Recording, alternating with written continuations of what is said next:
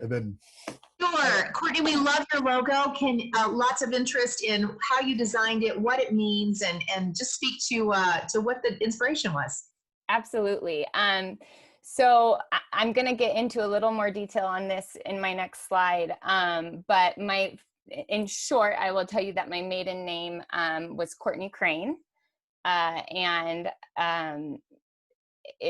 obviously I love where I came from, and my family, and I feel very grateful for the world I grew up in. And so when I was starting my business, I was in the process of getting married and changing my name. And I actually remember talking to Arnie about it, because Arnie was one of my teachers, and he was like, Courtney Crane's a really cool name. And I was like, I know, but I'm getting married, and I'm going to change it. So incorporating the crane in my logo was a way for me to hold on to kind of that piece of me that was really important to me, that I didn't really want to leave behind. And so I incorporated the crane in my logo. I'm now married, and my name is Courtney Lively. But it's really special to me that it's still a big part of my business and who I am. And so I really do love my logo also. Thank you. It's super cool. Thank you. And are those colors that you use throughout your marketing pieces and stuff? Are those like your core colors, or Yes. did you just, okay. Yeah. And I'll talk about that a little bit down the line, about how and when I went about investing in my marketing and my branding. But yes, I worked with an agency that really helped me pull it all together, all of my branding across the board. I was in marketing before I did photography. And so that was very helpful for me when I was starting my business, because I knew the importance of a solid brand and investing in marketing. Absolutely. Looking forward to seeing more of that. Thanks. Mm-hmm. Okay. So if we were in person, this is when I would be like, tell me all about yourselves. But obviously that's difficult tonight. I was telling Dave before the presentation started, I'd love to know kind of where you guys are all at in this process. Are you hobbyists? Are you thinking about starting a business? Have you already started a business? Have you started a business and you're like struggling big time? I don't know if I necessarily will be able to get all of that, but maybe if you guys can just kind of type into the chat area kind of where you're at, or maybe something you're hoping to get out of tonight, that would be awesome. Otherwise I'll just kind of, give you guys all the information that I have anyways. Okay, so while you guys are doing that, I'm going to keep on going. Like I said before, this is very conversational. So Anne-Marie, if you see questions pop up, definitely that you think are important, don't worry about interrupting me. I'm happy to be interrupted. Will do. So I see a lot of people saying pro. I'm a pro. I have a studio. It's a boutique, high-end boutique studio. We have quite a few part-time pros and people working and doing it as a side hustle. So I think they're really going to love hearing how you created this business and what it means to you. We do have some hobbyists and some retired folks with us as well, but lots of people who do this either part-time or full-time. Awesome. Okay, very cool. I love that. So this will be a great audience for what I'm talking about. Excuse me. A little burpy tonight. Okay, so so we're gonna make this conversational. I'm really, really big on community over competition. That is like my jam. So after tonight, if you guys want to discuss anything further, please do not hesitate to reach out to me if you have questions, if you want to discuss anything further. It's not that I am like worried about competition, because obviously, this is how I make my money, and it's really, it would be horrible if I educated all these people and then I lost all this work or something. But I honestly, I don't worry about that. I truly believe that there's plenty of work to go around. Oftentimes my clients don't even know what they need until they speak to me, and I'm able to tell them all that I can offer them. And a big part of what we do is create the work, and tell people how we can help them and provide solutions. So I'm not worried about losing business to competitors. Also, I strongly believe that if you are good at what you do, and if you show up and you follow through and you keep your clients happy, you're always going to be busy. I don't worry about competition in any sense. And it's not because I don't respect my competition. I do. I know there are lots of photographers out there that do great work. I just am confident that I'll always be able to find work and stay busy. So yes, ask away all the questions. Like, seriously, ask me the hard questions. Like, ask me the questions that you're kind of scared to ask, that you don't know if I'll like you asking it. Like, ask it. It's cool. I'll do my best to answer it. Okay, let's see. Oh gosh, now there. Yeah, okay.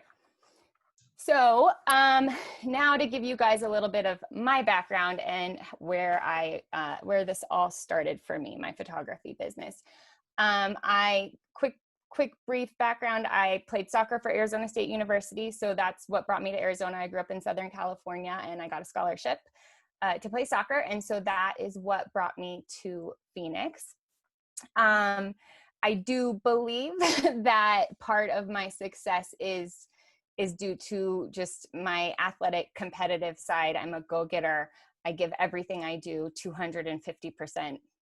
1,000%. I don't know. I'm not a numbers person, but you know what I mean.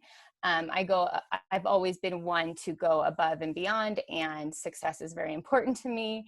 And so I do believe that has really aided me in entrepreneurship. Right out of college, I got a sweet job working at a cool little marketing agency in Tempe. I did marketing and branding. And so grateful for my time there, because it was a small agency and I was able to really see on the backside how a business works and is grown. And my direct boss, who was the owner, just brought me into a lot of really important conversations from in every step of the way, from the sales process to how he worked with my colleagues and the fellow employees. And I just, it was so valuable, my time there, and just learning to appreciate business and how it works, and writing contracts and writing proposals and responding to RFPs and all of that. I mean, it just was huge for me in learning how to run a business. At the time, I didn't know that was the direction I would end up going in, but it was really, really helpful. Then my direct boss, who also happened to be a really good friend of mine, committed suicide. Like that. It was really shocking. It was really out of the blue, and it turned my whole world upside down. He was my direct boss. He was the person I reported to every single day. I saw this man every day, and he believed in me, and he was the one that would bring me into these meetings because he saw the potential I had, as an employee at his company. And he was just gone, and it wasn't explained, and it was confusing, and it was heartbreaking. And my job never quite felt the same after he was gone. In that same period of time, my father was diagnosed with cancer, and it was pretty bad. Things weren't looking good. And so here I was, had this promising career, and I'm out of college, and I'm all excited about life. And, the rug gets kind of pulled out from underneath me. And I'm sitting there thinking, wow, life is really short and can just change like that. One day I was fine and happy and had this great new career, and now, my friend's gone and my dad's sick, and life, anyone who's been in life long enough knows that these things happen. And so, I was also realizing at the time that while I was there, I worked a lot harder than most people in the corporate world. I very quickly became a catch-all type person in the agency because I got stuff done. And as much as I was, flattered that people enjoyed asking me to do things because they knew they could count on me, I also wasn't getting paid for this extra work, for this extra time. I mean, I was the employee that got there to unlock the doors in the morning, and I was the employee that locked up at 8, 9, 10 p.m. at night when I was leaving. And I did it because I was passionate, and I did it because I loved what I did. And I did it because I wanted to be part of a team and know that I was contributing, and doing good work. But at the end of the day, you know, it's like I lose my friend and my boss, my dad gets sick, and I'm like, what am I putting all this effort into this for what, for why? And that's when it kind of hit me like a pound of bricks, that it was time for me to do something for myself that I could really get behind, that I could be passionate about, and something that I knew that every ounce of my soul that I poured into it, I would get back. Right? Because in the agency life, I wasn't getting, you know, it was for something else. And yes, it was for the greater good of the company, but all of that extra work I was putting in, I didn't really have much to show for it. And so it was then that I decided that I was going to leave my career and go back to school to study the business of digital photography. And at the time I was a hobbyist. I loved shooting. I grew up, my dad had SLR cameras when I was growing up, and he would always teach me how to use them and allow me to use them, which I always thought was so special, and he trusted me holding his cameras. And then obviously working in the agency life, in the marketing world, I was working with all kinds of creatives that were very inspiring to me. And so I knew that was what I wanted to do. I knew that I could take this thing that I enjoyed and loved doing and build it into a business and a career and something that I could make a living off of. And so that was the goal. So against my parents' will, I quit my job. I had a 401k, I had a salary, I had all the things. They're like, you're crazy, don't do this. And I'm like, there's no way that I can't do something that I'm passionate about at this point in my life. My heart is broken and I have to just follow my heart right now. Then I started researching photography schools, and I was looking at going to the photojournalism program at ASU. I was looking at the Art Institute of Phoenix because I felt like that would be like super cool to like go to the Art Institute. And then I was heartbroken again when I started realizing how much these things would cost. At the end of the day, here I am leaving a career, a salary, a job, to go back to school to start a business. And I knew that there was no way that going into debt to get educated for this would really start me off on the wrong foot. But at the same time, I knew that education would be such an important part of this if I really truly wanted to do this like for real. And then I stumbled upon Phoenix College, and I was like, oh my God, this is an amazing option. All of the teachers were actually working professionals. As we know, we have one on the call tonight, Arnie, who was my very first teacher at Phoenix College, who I absolutely adore. Found him extremely inspiring and caring. And you were my first stepping stone into this world, and you made me so excited about it. So thank you, Arnie. And Courtney, we adore him too. Oh, thank you. Yeah, he's amazing. But I was just so excited to find Phoenix College in general because, you know, it was years ago now, and I wish I want to say it's like $25 a unit. I don't know. Maybe Arnie could correct me, but it's not expensive at all. So I wasn't going into debt, getting myself educated, but I was getting the information I needed. The program was actually called The Business of Digital Photography, which I loved. Had I gone to ASU and done like photojournalism or the Art Institute, they would have taught me, yes, how to take better pictures, probably, but they probably wouldn't have spent as much time teaching me how to make money taking pictures, which at the end of the day is what I was actually trying to do and needing to do.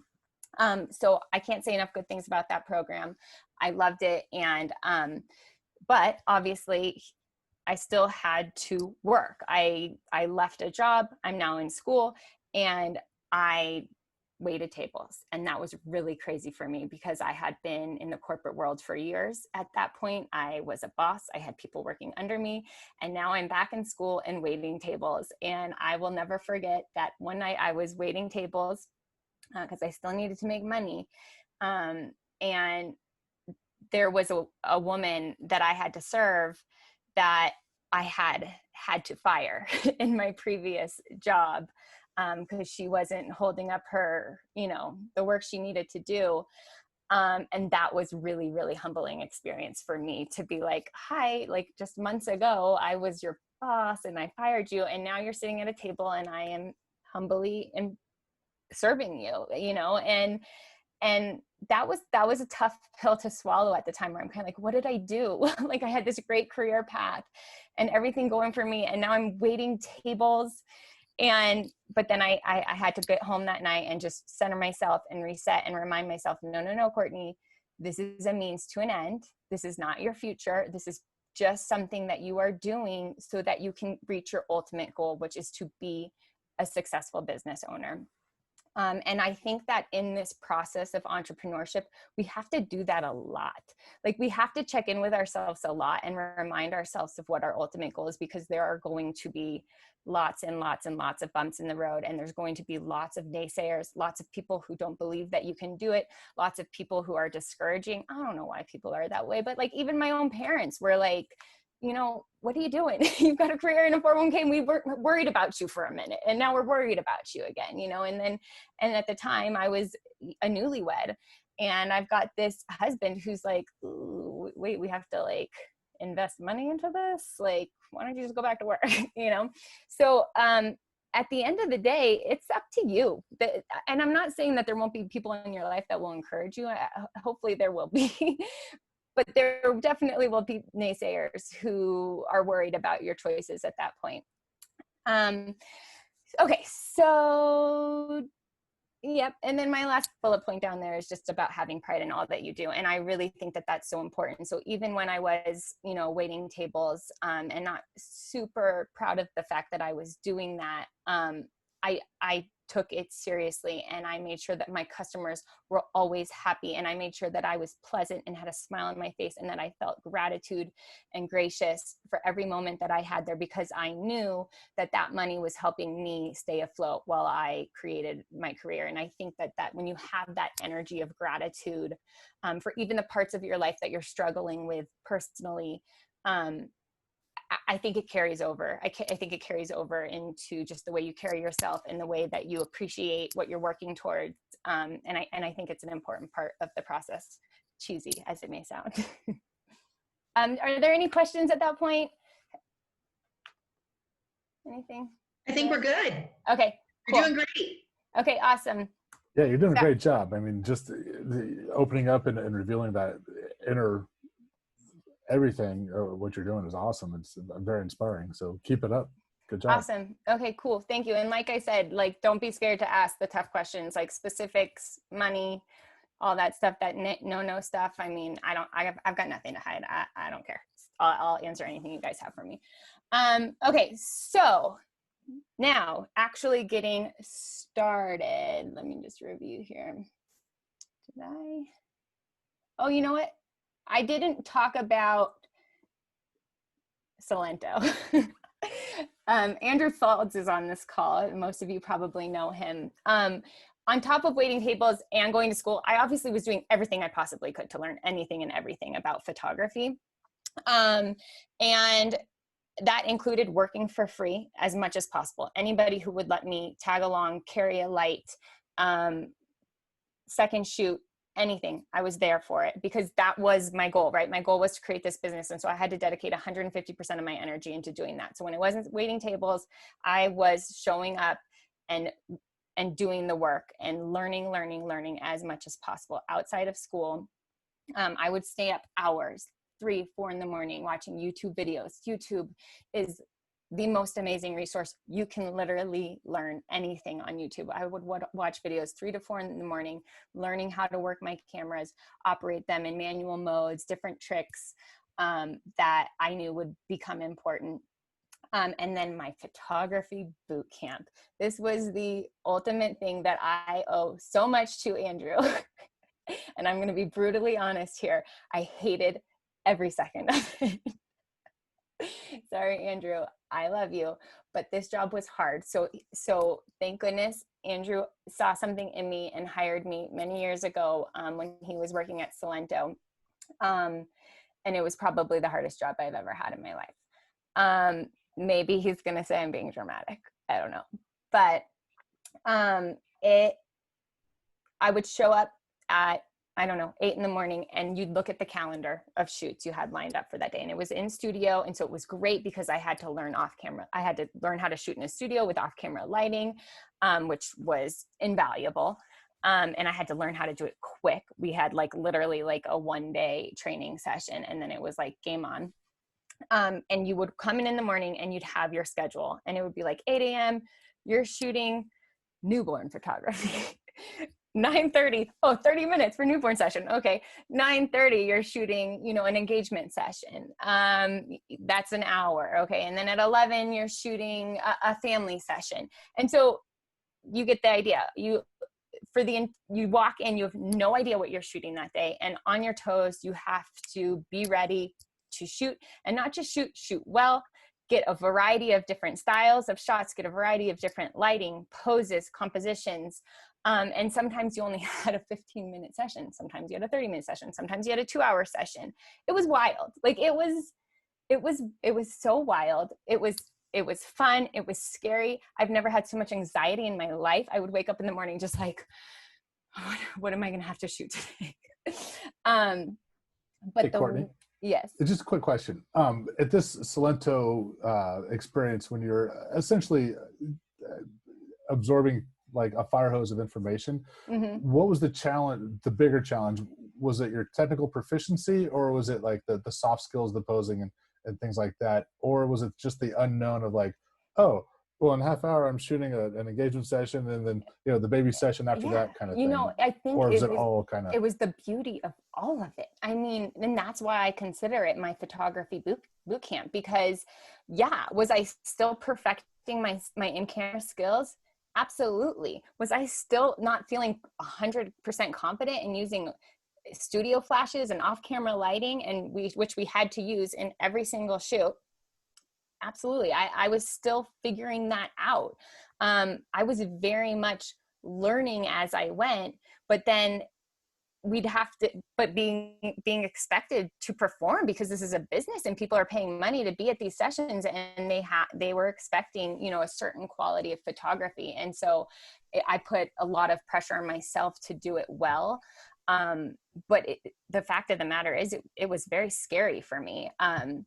Because anyone who is a newer photographer or remembers the days of being a newer photographer when you are still perfecting your camera skills and getting to know your camera and trying to make people feel comfortable behind when you're behind the camera, and trying to figure out what the poses are going to be, and, you know, making sure you understand what lighting you want for this particular session. You know, there's all photographers know there's so much to think about in a given shoot. And when you're early on and you're still dialing in those things, to have to do that back to back to back to back to back all day long I found it terrifying, personally, but I did it, and I showed up, even though every morning I was like, my palms were sweating on my way to work, not knowing what I was going to be expected to shoot that day. I showed up, and thank goodness Andrew was a very supportive boss, and he would sit down with me and he'd review my images with me, and he'd go over what I could change and what I could do differently. And when we had breaks, he would take the time with me in the studio to show me something new or to help me with something I was struggling with. But, you know, at the end of the day, it was an amazing experience. As much as I hated every second of it, I truly believe that when I left, when I finally decided that my business was, you know, good enough that I didn't need Salento anymore, anything I experienced after that was like a piece of cake. And now I had control over, you know, my sessions and the session times and where and how and how I was going to do it, because I was my own boss. And anything that I came across at that point was just nothing compared to what I dealt with at Salento. And my fear, my anxiety of those, you know, early on shoots, it just went away, because I was like, I have nothing to be scared of anymore. I am in complete control of the situation. And this is easy compared to what I was doing at Salento. And so I will say that putting myself through that and suffering through those hard times was a really, really important part of me getting really comfortable and really good behind the camera. So yeah. Okay. Courtney, do you have any suggestions for those of us who don't work for Andrew at Salento and didn't have the opportunity to have that experience? What would you offer someone who's just trying to break into the business or just trying to move from that side hustle to that full-time? How can you create that experience for yourself, do you think? You know, I will say that the most important thing at that stage is to actually be shooting in situations that make you uncomfortable as often as possible. So yes, I was lucky because I had a situation where I was put in those positions every single day for a long time. But you have to find whether you go shoot for another photographer, you offer your services for free, you have to put yourself out there, find families, people you know that are willing to let you go out and photograph them and not get paid. But continually put yourself in situations that make you feel uncomfortable until they don't feel uncomfortable anymore.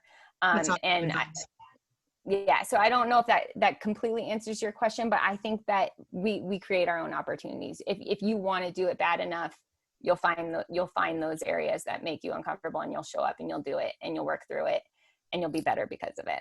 That's awesome. Someone was asking how long you worked for Andrew, and Andrew wrote back, he said, I think a year or so. Does that sound about right to you? That sounds about right. Yeah, a year, I would say. Okay. Yeah. Okay, so now so I've left Salento and I'm really ready to like rev up my own personal business. Important things to know when you're actually getting started. Obviously, it takes money to make money. If you're not prepared to spend money on starting a business, then I would probably suggest that you shouldn't do it. Maybe you can do it without spending a ton of money. And I shouldn't say a ton because I literally spent as little as I possibly could, but it still takes money. But that's just the reality of starting any small business. There's costs involved, and until your wheel is turning consistently, like, you're not going to make a ton of money. That's just reality. And that's why you find substitute jobs like waiting tables or whatever as a means to an end.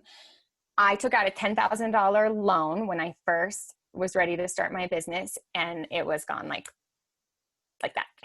Like, so disheartening. Like, I thought maybe that would like last me like a year and I'd be able to be making money by the end of that time and everything. I mean, no, by the time I bought the appropriate gear that I really needed, because as much as I do believe in not overbuying gear at all, and I'll talk about that later, it's still expensive. Professional level equipment is expensive, period. And then computers and software and, you know, for your galleries and your Lightroom and all the things that you need. It costs money. So with that said, I will say it really is important to not get caught up in overbuying things at this stage, because at the end of the day, your goal is to make money, and we can really get caught up as artists. I think sometimes we get really excited about our art and we get really passionate about our gear. I mean, I'll sit down and geek out with any and all of you about gear for like 3 hours because I find it so fun to talk about. But that's not making money, that's spending money, and that's not what I was trying to do. So I'm really grateful that I had some people in my life that helped remind me that, you know, the most important thing is learning how to use the gear that you have and making it work. And for a long time, probably for like the first 3 years of my business, I got by with literally the minimal amount of equipment that I could, so that I could actually make money. That being said, it's still, by the end of year 2, I was still not profitable. Just FYI. I felt like any money that I made for the first 2 years of my business just went back into my business in one way or the other. And I remember it feeling really disheartening. I remember thinking, oh my God, I work my butt off and I have nothing to show for it. And I seriously feel like I just work so that I can make money, so that I can work. And it was a really awful feeling at the time. And so if I can offer any hope to you guys who are kind of in those stages, I just need to encourage you to keep going, because when the money does start to come in, it starts to come in fast and it starts to come in exponentially. And you just have to make it past that like 2-year mark. I think that there's a stat, I think I'll say it right, but I think 8 out of 10 small businesses fail within like the first 18 months, something like that. And it's because of that, because you're putting money in and you're doing the work and you're staying up late and you're you're working so hard to find every ounce of business that you can find, and you still are like, oh my God, I'm not actually making any money at all. And so it's really easy at that point to give up. And so you see why so many people do. And I just really want to encourage people to not give up at that point. Also, another important part of early stages of starting your business is becoming an actual LLC. This is helpful for multiple different reasons. It's helpful because if eventually you do want bigger clients, that's going to be important that you're established. Also, it's important because I think that if you're kind of in this in-between stage of like, I don't know if, like, I think I want to do this, but I'm not really sure, but it's like such a big commitment. And what if I'm not good enough? Oh, limiting beliefs. We'll talk about those later. But I think when you make that commitment to becoming an LLC, it's a really great, it's like inspirational. It's like, okay, no, actually I'm doing this. I have made the choice. I'm becoming an LLC. I am a business owner, and this is what I'm doing. I think it can be like a really defining part of the process if you allow it to be. And so I think for those people that are kind of wishy-washy in between, it kind of like solidifies like, no, I'm doing this. So that's kind of why I like it for early stages, but also write-offs. Write-offs are amazing once you become a LLC, so, or, you know, established business. Like I said, it takes money to make money. So you're going to be investing in a lot of things in those first 2 years. So if you're buying all kinds of stuff anyways, you might as well start your LLC so you can write those things off through your business. Now that I'm a small business owner and have been for like over 10 years, I know with all that I am, I mean, I'm pretty sure I'm going to do this forever, but no matter what, I will always be a small business owner. Like, there is no doubt in my mind, because the benefits are just too amazing to be able to, you know, run your own business and have the write-offs through your business. It's very helpful for me from like a living. Yeah. Anyways, you get it. Okay. So write-offs, yay. That also means you have to pay taxes. So there's that too.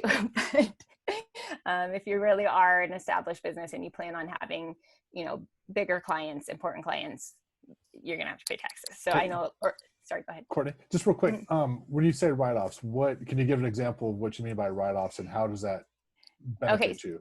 Just totally. For those who may not know. Well, so for instance, and off the record, okay, because I don't do all of like my own like tax stuff, and I don't pay too close of attention to it. But for example, per se, you could, you know, write off your gas that you're driving to and from shoots. If you have an in-home office, you could write off, you know, part of your expenses of your home. If you're working majorly, you know, mostly from home, write-offs for any new gear, any computer system, software, office supplies, you know, all of that stuff. Yeah, like business expenses, like things that you're putting into the business that cost money, can be written off. And those are totally. And then you get some of that money, you know, back at the end of the year. And so that's been really great advantage for me personally. But I would recommend hiring a professional who knows how to, you know, appropriately handle those things so that you don't get in trouble. A professional accountant. Like, yes. Yeah. Yes, exactly. That's not what I do. So I'm not going to speak too deeply onto that, but yes, write-offs are awesome. Okay. So yeah. And then, like I mentioned, the first 2 years, I literally made money just so I could reinvest it back into my business. And that was really disheartening. At that point in the game for me, even my own husband was like, what are we doing here? You know, and that's really hard, because he's always been so supportive. But he was kind of like, well, now it's been 2 years and we just keep investing money into this business and we have nothing to show for it. And he was starting to question things, and I had to look him in the eye and say, no, I've got this. Like, I've got this. And I had to believe that in my heart too, even though, if I'm being honest with you guys, I probably was feeling unsure. And I probably was like, oh my gosh, maybe I never will make money off of this. And I've just spent all of this time and effort. And for what? But I looked him in the eye and I said, I've got this, and I'm going to make the money, and I'm going to keep going. And I need you to believe in me. And I need you to just step back and let me do my thing, you know? And so I did. So what's the first key to success? Perseverance. Yeah, I mean, that is a huge part of it. You have to just keep going. It sounds so simple.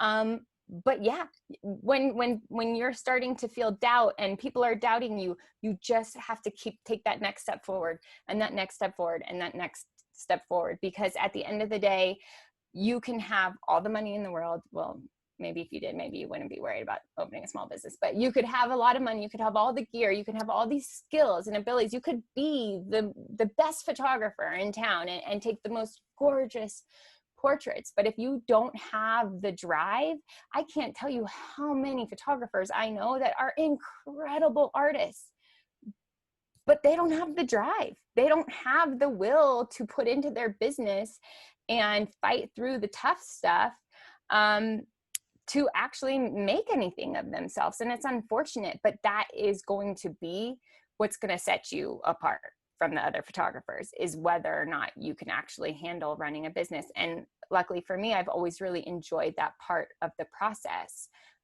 not just the art of taking photos, because it's amazing and I love it, but also the running the business part. There's two very important components to this, and you got to get behind the business part. Otherwise, you're just never going to be able to make any money doing this unless you get really, really, really, really, really lucky.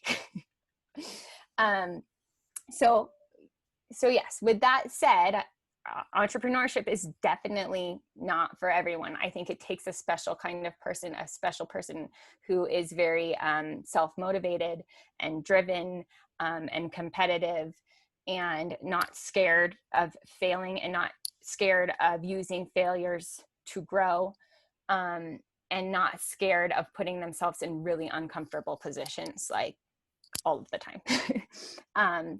And you can get really good at that. I truly believe that is a learned behavior. And the only way you get better at it is by continuing to put yourself in uncomfortable positions.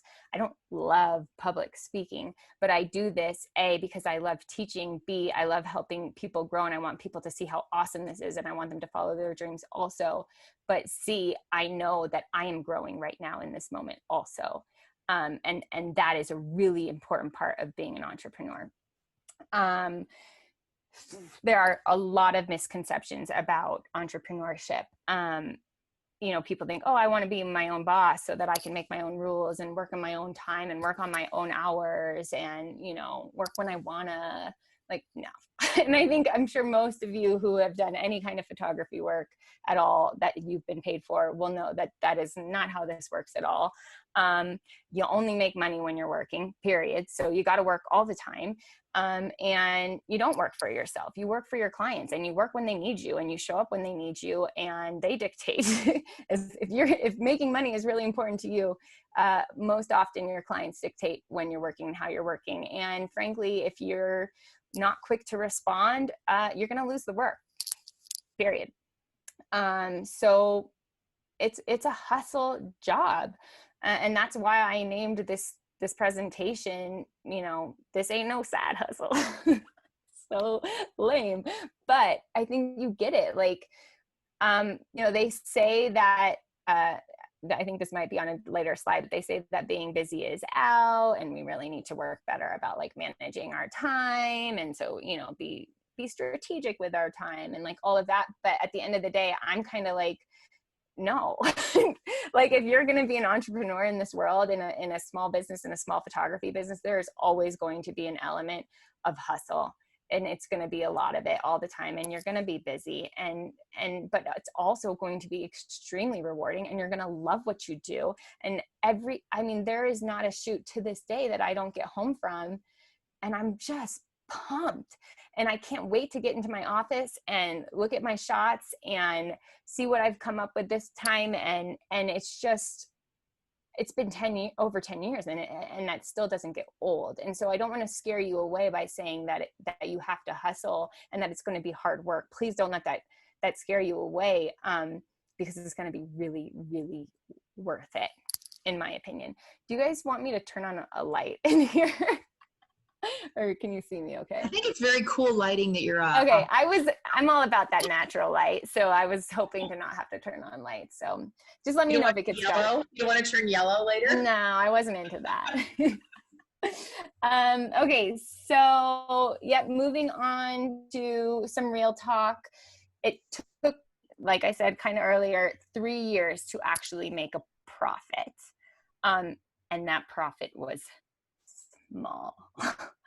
Very, very small. Again, another disheartening moment where it's like, okay, now it's been 3 years and now I've actually, and don't get me wrong, that's okay. A lot of small businesses, some small businesses don't show a profit for many years. Some really successful businesses, and some always only show a small profit. So don't get lost too much in that, because you are reinvesting that money that you're bringing in from your business in other areas of your life that are important and useful and valuable. But years 4 and 5, you guys, grew exponentially. And that was when I was like, oh, okay, I see the light. It's all coming together now. Like, all of my hard work is paying off, because at that point I was experienced enough. I had shot enough. I was well known enough. People passed my name around enough that the work was just starting to just flow. It was just starting to come in, and no longer was I having to reach out and say, do you need work?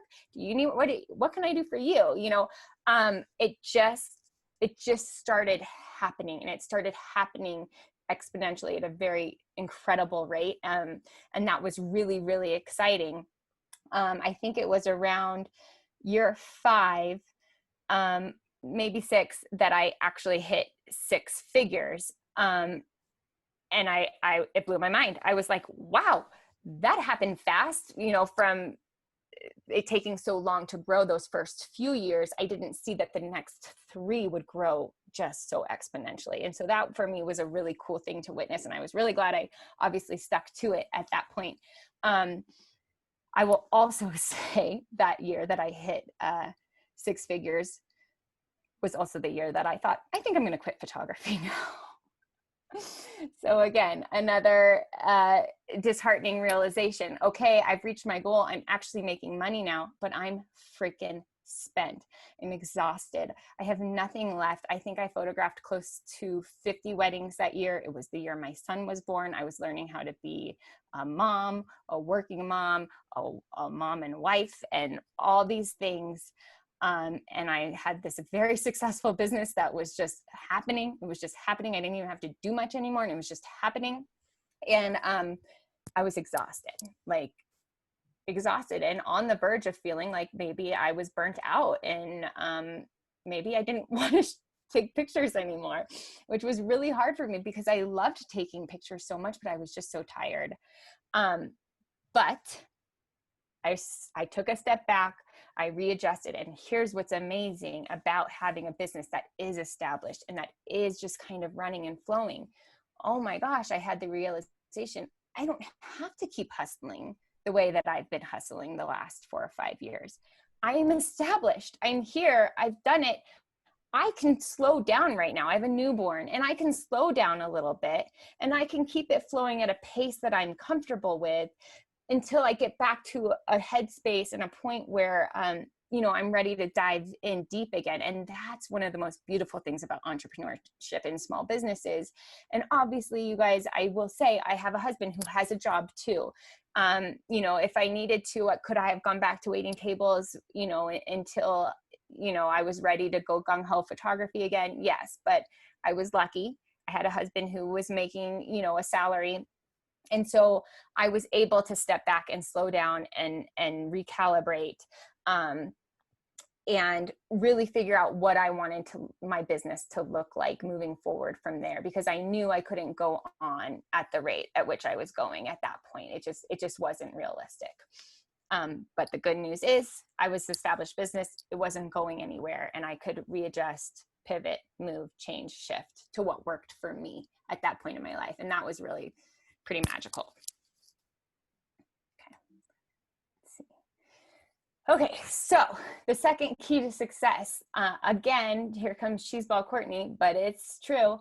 Believe in yourself. Like, you cannot expect, so at this point, right, I'm getting pretty big clients and I'm growing, and people are really recognizing me as somebody who can deliver what they need, you know, from a media standpoint. And I'm starting to work with some bigger names and bigger clients, and I'm like a little nervous, but also I know that I cannot show that at all, because I can't expect people to hand me money for something if I don't believe in myself at all. And so this is where you really have to go inside of yourself, and do the work and make sure that you're doing the things that you need to do so that you exude confidence in everything that you do. Because if you're not exuding that confidence, there is no way people are going to hand you money for your work, period. You have to believe in yourself, and you have to be able to convince them that you can do the job. And you know what, I'm going to turn on a light because it's starting, the sun's going down. So sorry guys, 1 second.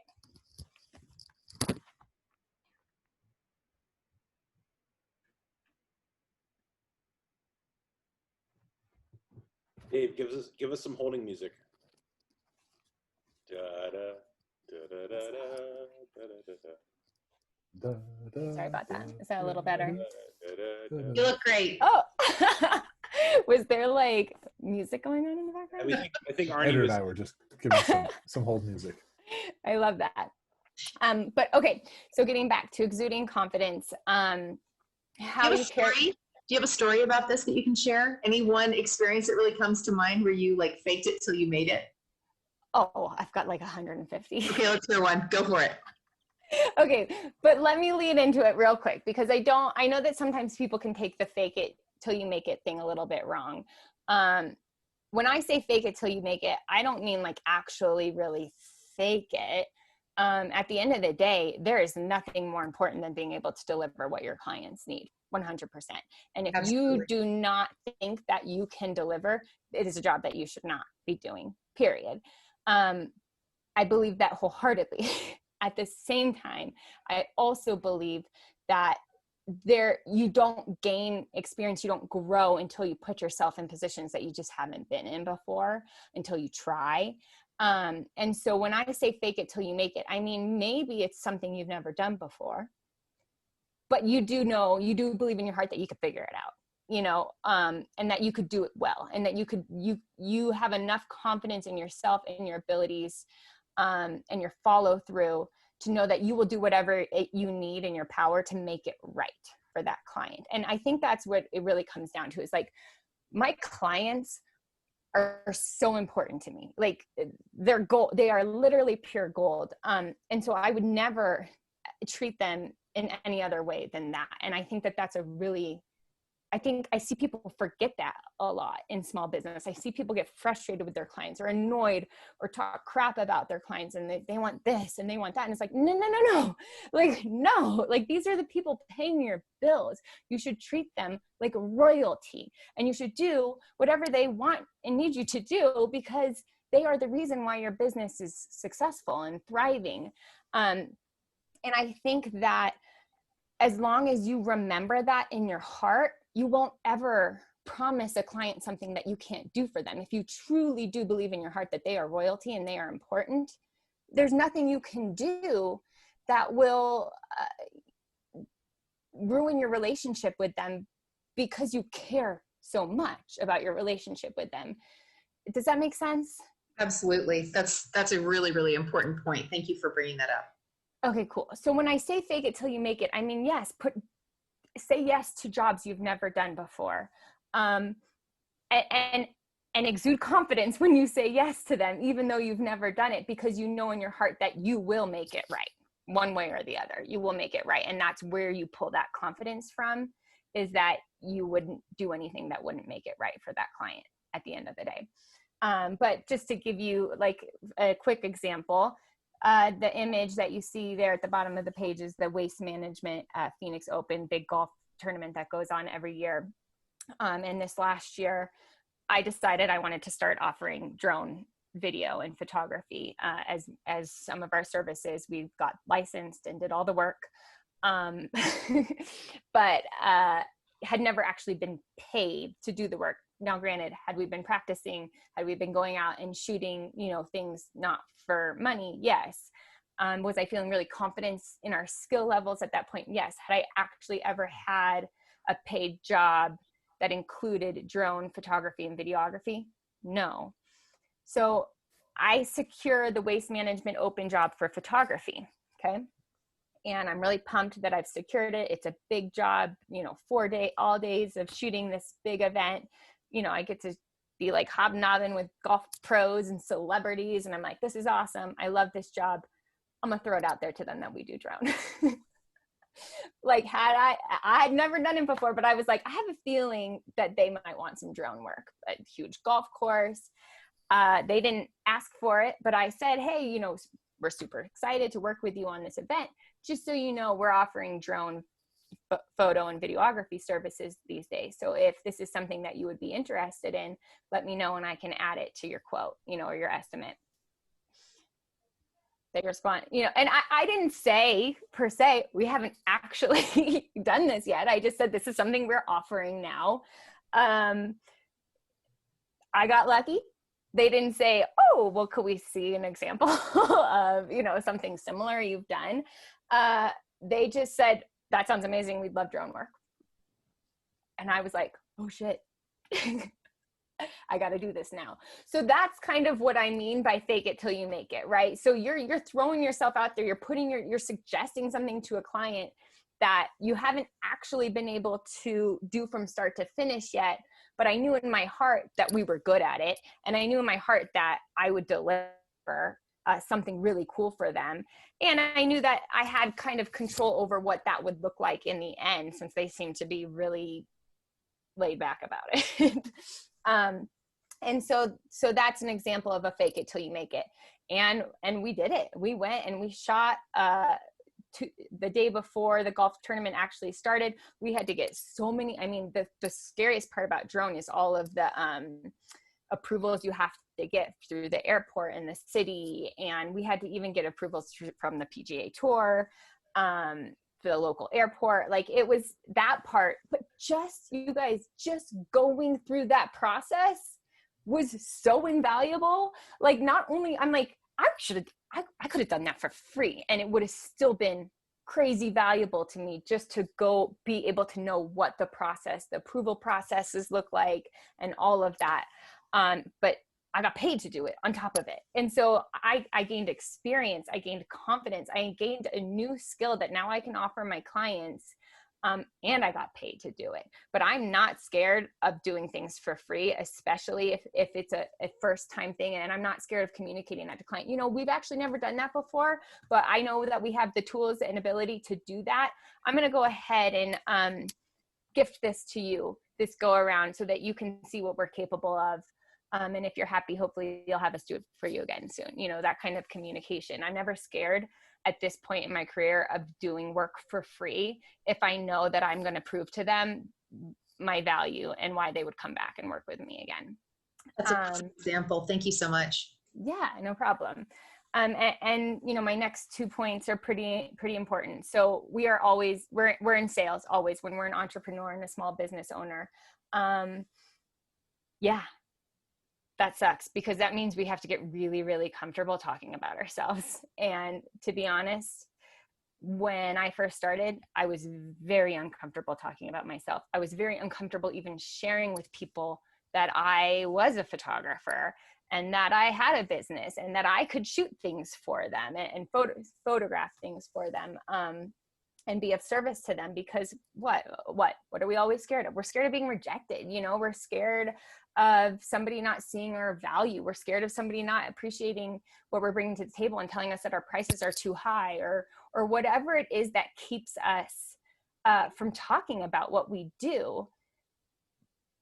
but we got to get over it. Like, we got to get over it. You are your only salesperson when you're a small business owner, an entrepreneur. So you got to get real comfortable talking about yourself and telling people what you're capable of and telling them the solutions that you can bring to the table for them. Like I mentioned earlier, so many times the clients don't even know. I'm educating them on how I can benefit them. And until I open my mouth and tell them what I'm capable of, how could they know, and then we're losing sales and we're losing opportunities. So get really, really comfortable talking about yourself. It sucks. I know you're out at a restaurant, you're out at a bar, you're at a friend's house. Oh yeah. No, I had a busy day today. Yeah. I run a photography business and I had a shoot this morning. Yeah, it was so cute. It was like, a family and they were so cute. And then we had another shoot tonight. And yeah, I don't love talking about myself, but unless I casually bring these things up in almost any scenario I can, people don't know what I do. And now pretty much everybody around me knows what I do, but there was a time early on where they didn't. And it took me talking about it for them to understand. And then the next thing, and this kind of goes with the fake it till you make it, is say yes. Say yes. Say yes whenever you can. If you are a no person, or you're a fear-based person that says no out of fear because you don't know if you can deliver, entrepreneurship is probably not for you. If an opportunity comes knocking at your door, somebody calls you, somebody writes you an email, somebody casually mentions a need, at a dinner party, you say yes, and you follow through and you call them and you say, hey, I know you mentioned your company needed some headshots on Friday. You mentioned that to me. I just wanted to follow up and let you know that, we're available and we can help you out. Say yes every single time you can. I have people reach out to me and ask me to do things that I don't technically offer. Oh, well, I'm trying to think of an example right now, but this is a silly example, but like photo booths. Like I don't really do the photo booth thing. Could I throw together a photo booth like that? Yes. So I'll have people reach out to me and be like, oh, well, we're having this event and we really wanted to put together a photo booth for it. Is that something to do? Yes. Oh, hey, I'm this nonprofit organization and we don't have a huge budget. But, we have, 600 people who will be attending this event. And we also have, multiple other kinds of events throughout the year. And yes. You do not get anywhere saying no to opportunities, period, because you never know what opportunity is going to lead to something bigger or cooler. Saying yes is what has built my business, because it might be a small job right now, but it could lead to bigger jobs, bigger opportunities, newer, more important connections. Every opportunity should be cherished like a sweet little newborn baby that's just being born and blossoming into something more. So say yes. And yeah, I mean, obviously we are in a industry where we can easily be taken advantage of. I'm sure every single person on this call has had their friends or family say, hey, can you just shoot this for me? Like, I know you got a good camera. Like, can you do, like, obviously it's up to us to decide who's actually taking advantage of us and when to say no. And then when knowing that there are other opportunities that lie ahead, and it's important to say yes. And I truly believe that that's just kind of a skill set that you learn as you go. In the beginning, maybe you say yes to too many things and you really are getting taken advantage of. And then I went through a phase where I did start to say no because I realized I was being taken advantage of. So that I had like a year where I was like, no, like I'm not saying yes to any job where I don't feel like I'm getting paid the exact amount that I should get paid, because I really need to I need people to take me seriously. And so that was the right move for that year. And then what do you know, by the next year came, everybody's taking me real seriously. They're like, oh shit, like Courtney doesn't shoot for free, like ever, And so I made my point, and then I was able to relax a little bit more because the world was taking me in the light that I needed them to take me in. Is there any questions on that? No, okay, cool. So my third most important key to success, communication. Communication is a huge part of what we do. It is exactly what is going to keep your clients so happy and coming back. Every kind of communication, the way you present yourself, your attitude, your positivity, your excitement, that is all going to affect people's experience with you. And that is going to be a deciding factor in whether or not they want to work with you. Period. If you seem excited about their brand, about their event, about whatever it is, they're going to want, and if they feel it and they see it in the way that you're communicating, and even in the way you look at them, they're going to be excited about having you as on board as part of the team. You are the voice and face of your brand, period. So you need to present yourself the way you want people to see your business. I just, in this industry, I've come across so many people where I'm working a wedding and I look over at maybe the videographer, whoever, and they just look grumpy and they just look sad. And they're just like, ooh, I'm tired, you know? And it's like, no shit, we're all tired. It's a fucking start.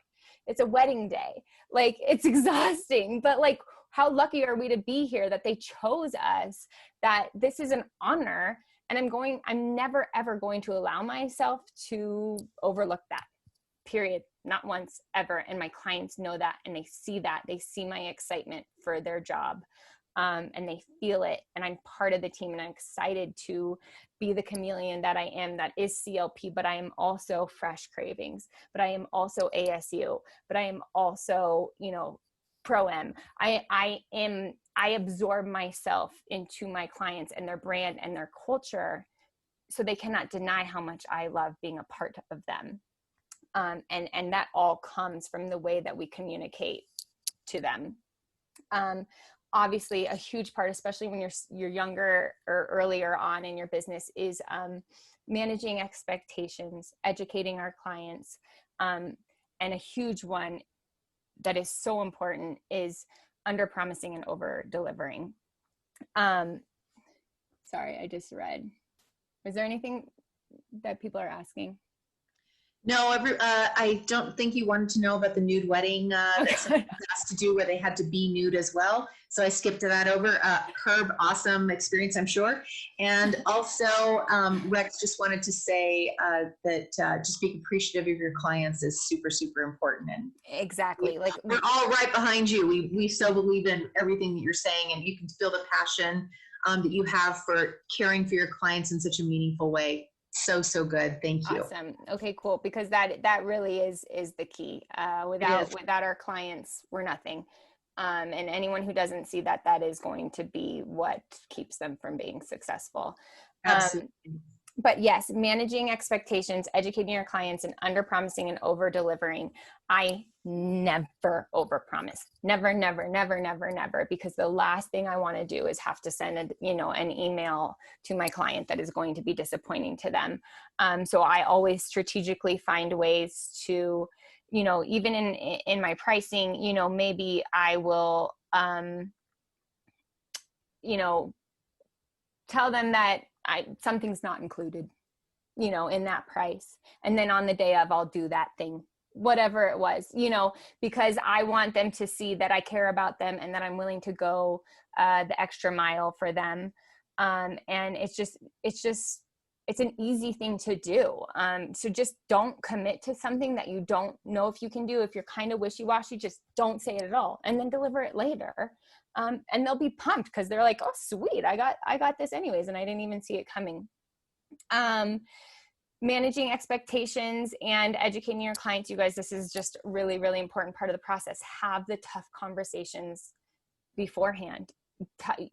Touch on, what is the pricing? What is exactly included? What is the day going to look like? Literally explain as much as possible as you can beforehand, and don't leave important things to chance, because you're just going to screw yourself in the end. And it's our job as the professionals. And a lot of times, I'm working with creative teams. I'm working with teams that think that they know what they want. But I know better as the photographer that it's not going to work the way that they're thinking it's going to work. And so it's important to have those conversations on the front end and really manage those expectations so that your client isn't disappointed in the end. And then, yes, I've kind of already gone over this, but showing gratitude always for the amount of work you have, whether it's a lot or a little, whenever you're communicating about your business, whether it's to a client, to a friend, because you never know who that friend might know. Don't bitch about your clients. Don't bitch about your work. I think it's hilarious because I taught last month and I said the exact same thing. In fact, the words I used were never, never, never, never, never badmouth your clients to anybody, to your assistant, your parents, anybody. Never. Yeah. It always come back to bite you if you do it. It will. And I've seen other photographers do it. And I kind of want to shake them and be like, not the right play, man. But, you know, they'll figure it out eventually, I guess. But while I've got you guys here, I will tell you that you will never catch me saying a single negative thing about any client, big or small. Even if I'm frustrated, I'm constantly finding ways to feel gratitude for, even if it's just a lesson that they've taught me, a really tough lesson. Maybe there's so much value in that. Don't let me forget. Like, if we have time, I don't even know what time it is. Okay. So it is 7:46. What time do you guys want me to be done? Let's say, do you want to take a 5-minute break, let people stretch their legs, and come back? No, we are committed. I'm just kidding. What did you say? You wanted me to remind you about something. What do you want me to not forget to let you talk? Failures. I was going to share a failure story if we have time at the end. So I think we definitely need to make time because those are so valuable. Are you with me, Dave? Don't you think? Yeah, whole-heartedly, yeah. I was thinking, I don't need a break. I don't need a break, but if you guys want to take a break. Restroom breaks, and we do have a giveaway that we're still going to, our door prize giveaway at the end of the meeting. So we got to figure out how we're going to do that. So don't forget to do that. But we can go till 9. Okay. I just know that I get talkative, so. Yeah, no, you're doing a great job, and it's very motivating, encouraging, and it's a good, reminder of the basics of, it's hard work. Don't give up. Believe in yourself. You're doing a great job and fantastic, message. So keep it up. Okay, cool. I hope people are finding it helpful for sure. Oh, very much so. Absolutely. So can we maybe take a 5-minute break at 7:47, call it 7:48, be back at 7:53? That sounds good. Sound reasonable? Stretch your legs. Courtney, I need to fill my water. Saying you learn way more from failures than successes. Yeah, I 100% agree. And that's why I'm such a yes person. That's why I'm like, obviously I don't want to fail, but I do know that if I say yes to something and I don't do it as well as I hoped I would, there's so much to learn from that also. Mm-hmm. And if we are building a business, we have to make room for those failures because that's part of it. That's part of the process. That's part of the growing pains of building a business. Absolutely. We can't be scared of failures. It sounds like you spend a lot of time making sure that your head is right so that you can perform for your clients right too. I really love that mindset where you start with this positive mindset and then it just spreads out and bleeds into everything that you're doing. It's awesome. Mm-hmm. Yeah. I really enjoy that topic of mindset and mental toughness. And I think part of that is the athlete in me. I've played soccer for Arizona State University. We'd have practices in the middle of the summer in 115-degree weather, where our coach would make us play a full 90-minute game with no water breaks during the hottest part of the day. Just because he wanted to make sure that we could do it. And that's a different kind of mental toughness, obviously. But it's a training that I put into my work of that perseverance, of fighting through, of all those things in your head that are telling you can't do it, and learning how to reconvince your mind that you can. And I do think that that's something that we can all do. And I do believe that leads to an energy that just kind of encompasses you and that changes the world around you. I know it's so cheesy. My family tells me how cheesy I am all the time, but I am a believer in positivity, and it doesn't mean that things aren't hard sometimes, and it doesn't mean that you don't fail or get down on yourself, but you have the ability to you have the power to change it, and and it makes your world a better place when you do, when you take the bull by the horns and take control of your mindset. That's awesome. Andrew says that I should ask you about hockey. Do you know what that is? Yeah. So I also play ice hockey.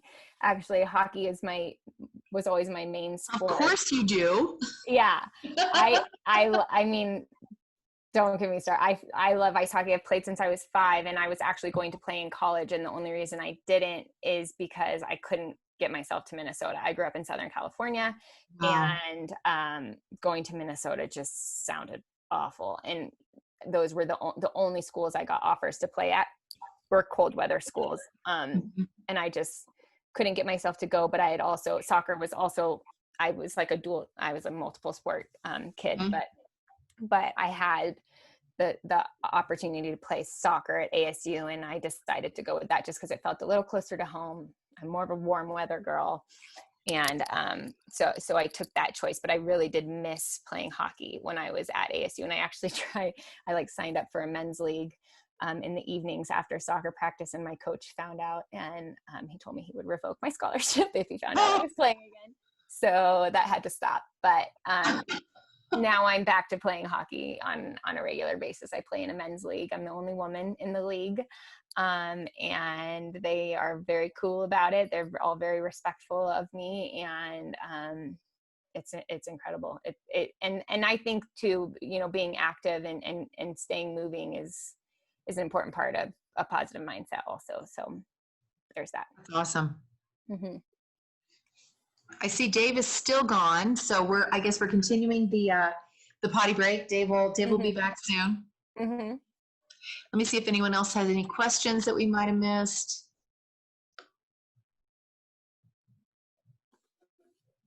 Is Herb on?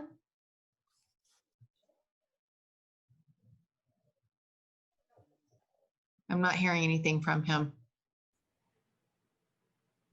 I'm here.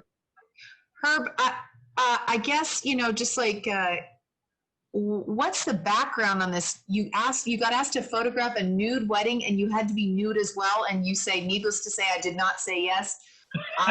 I'm obviously moving in different circles than you are, Herb. I've never had that request. And Courtney, have you had any like crazy assignments? Maybe not nude, but like just the craziest assignment. I feel like I'd totally be open to the nude thing. I was just gonna say, if you get that again, I'd be down. I'd do it. I mean, if everybody's doing it, Well, the problem is this is back in the film day, and I don't know where to put everything. Yeah, right. I mean, as long as I can still carry my bag. Those safari jackets and nothing else. Oh my goodness, crazy. That's funny. I don't know that I would say that I've had anything that crazy that people have asked of me. I mean, I had one guy who was like, wanted me to take pictures of his girlfriend's belly button. That got a little weird. I was like, I think I'm out. Think so. Yeah. But luckily he was very clear with me up front about what he was looking for. And I was able to say, I don't think I'm the right person for this job, because really it just felt creepy. Yep. But yeah, I don't think I've had anything like too crazy. What is your favorite assignment that you've done in the last 10 years? Do you have one that just really stands out, that just meant everything to you, or just was so gratifying technically, or anything that just really stands out? I love everything that I do. That's awesome. I know that sounds like a cop-out, but truly, I love the variety in what I do. I think that is what keeps me feeling inspired and excited. And if you look at my work and what I do, I mean, I'm all over the board. I'm photographing food, products, weddings, families, newborns, branding stuff for corporations. And it's against everything that my photography teachers told me to do. Sorry, Arnie wasn't the one, but there was another one that literally in class was like, you have to specialize. If I can give you any piece of advice, it would be to specialize. That's how you're going to make the most money in this industry. Specialize, specialize, specialize, get really, really good at a particular trait, and, you know, charge a lot for your effort and your work and what you're capable of. And I heard him, and I sat in that class and I said, I can't do that. Right. And I'm not saying it's right or wrong. I'm saying it's worked for me. But I know that I'm ADD, and I know that I get bored easily, and I know that I need new projects and new things to help me feel inspired. And knowing that there is always going to be variety in my work is what keeps me excited about what I do, and new challenges and trying new things. I love to be challenged, and I love to photograph new things. And so truly, I would say my favorite gig is the variety in all that I shoot. I will say the Waste Management Open drone stuff was pretty cool last year. Like the fact that I just was like, yep, we're doing this. And I did it. And the client was super happy. And we came up with some really cool, fun footage. And it was new, and it was exciting. And it was the PGA Tour. And it was hard. It was hard to do. And that made it that much more gratifying. But I think I could look at almost every single one of my shoots and find something about it that makes me feel so warm and fuzzy and excited, because I just love what I do so much. That's awesome. We do have a question.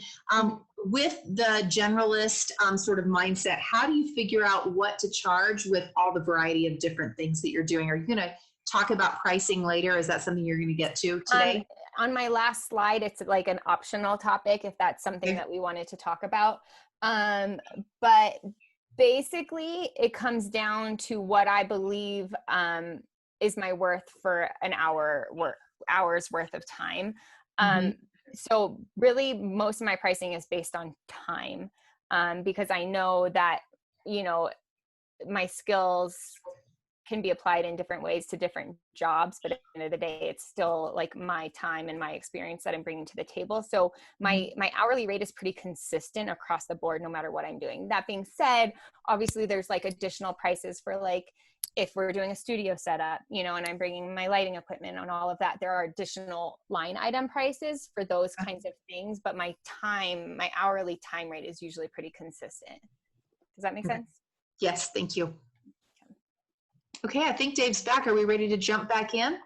Yeah, we are. I see Arnie has a question there that I'm happy to touch on as well. He asked how did you do during the COVID crisis? How did that affect your business and your clients? I mean, absolutely. I'm like so freaking non-essential right now.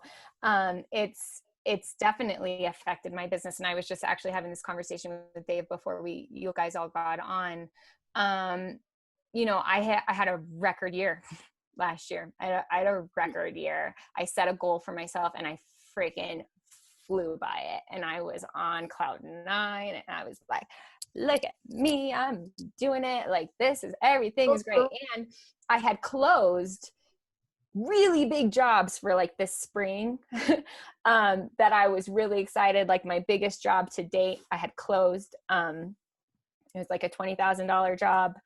And I was like calling my sisters and I was like, I closed a $20,000 job. Like, this is amazing. Well, guess what? That shit did not happen because of COVID, you know? And so like, it's just such a slap in the face in the sense that like, it's just life, you know, like you get so excited and you put so much time and effort into these things and it could all just go away like that. And it did. And, you know, and it hurt. It hurt really bad in my heart, but you know what? This is life and this is part of being a small business owner. And we have to be able to be on our toes and pivot and change and adjust.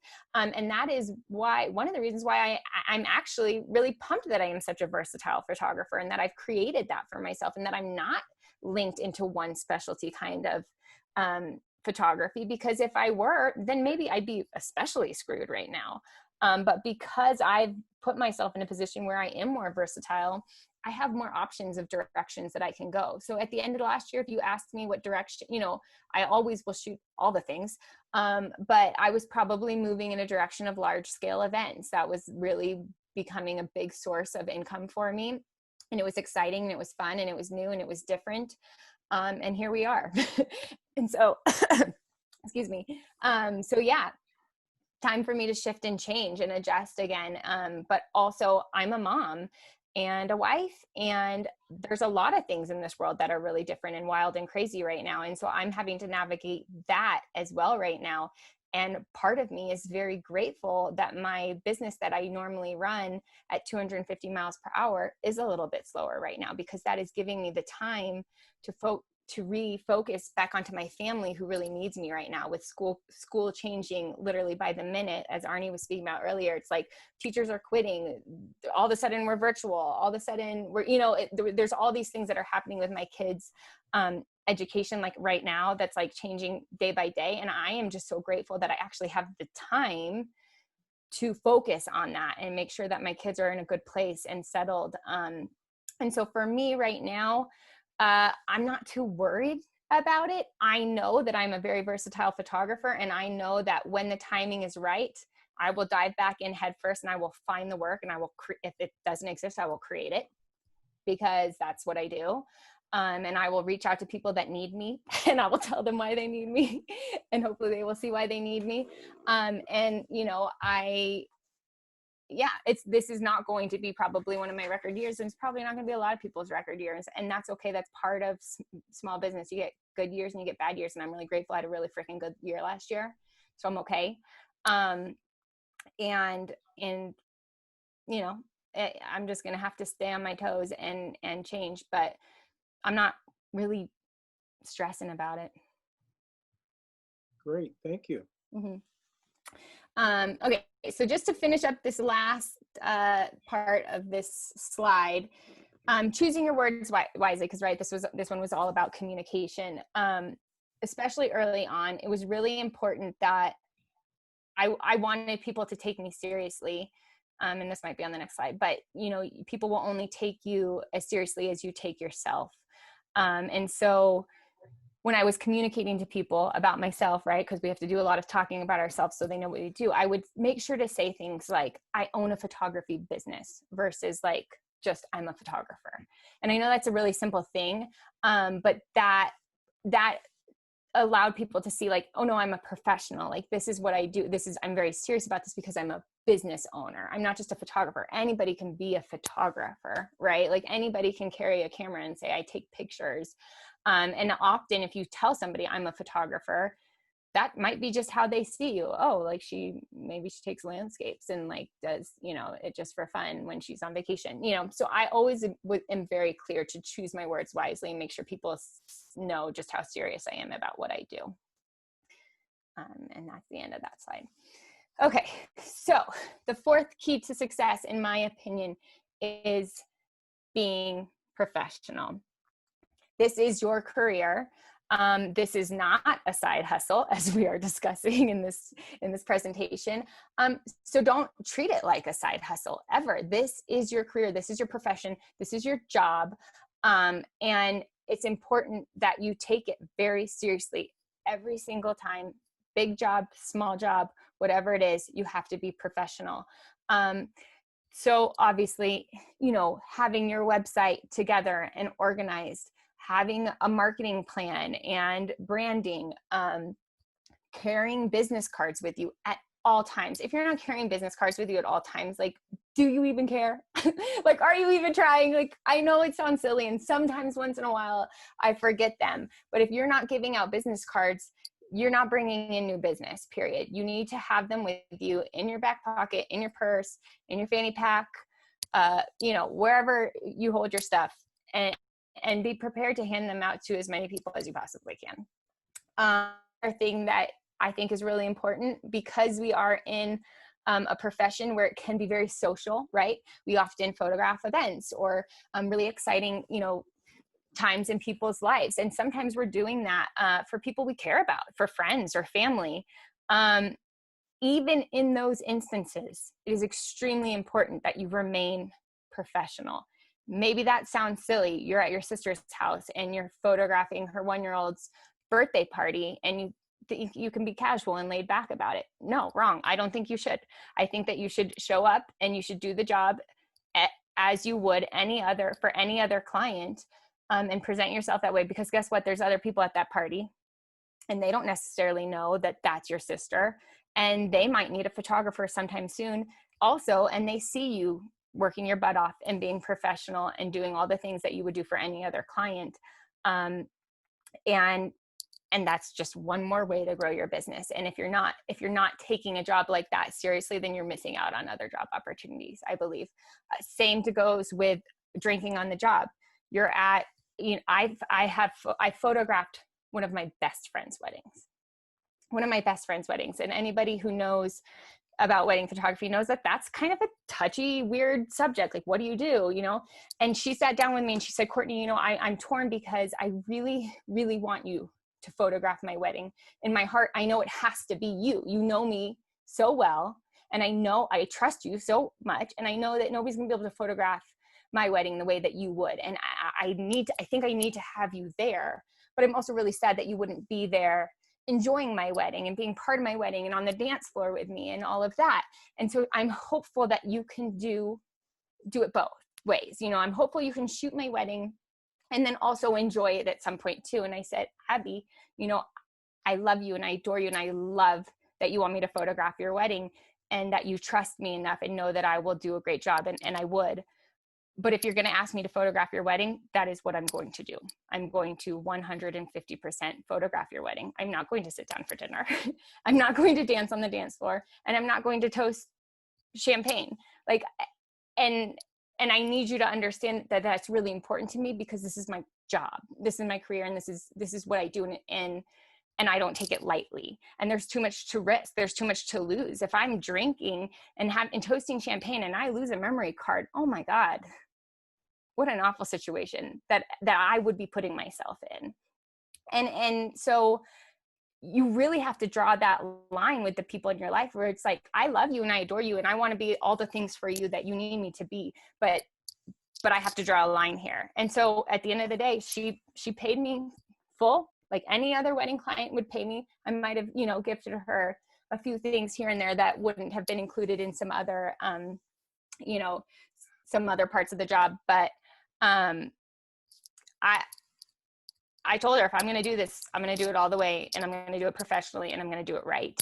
And she understood. She understood fully. And so those are the kinds of decisions I think we need to be making, when we're in this kind of event type industry.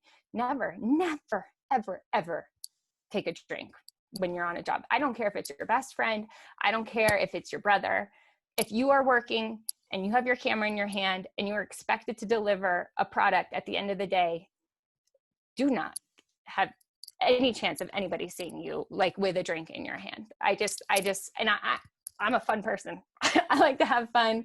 I like to go out. I have nothing against drinking, but there's a time and a place, and it's not worth it. It's not worth it to mess up your career, or to have people see you in a negative light or think that you don't take your job seriously because somebody pushed. Because I can't tell you how many times people push drinks on me in this industry. People are like, Courtney, have a drink. We love you. Like, you're working so hard today. Have a beer. And I'm like, no, thank you. I don't work while I'm drinking. Period.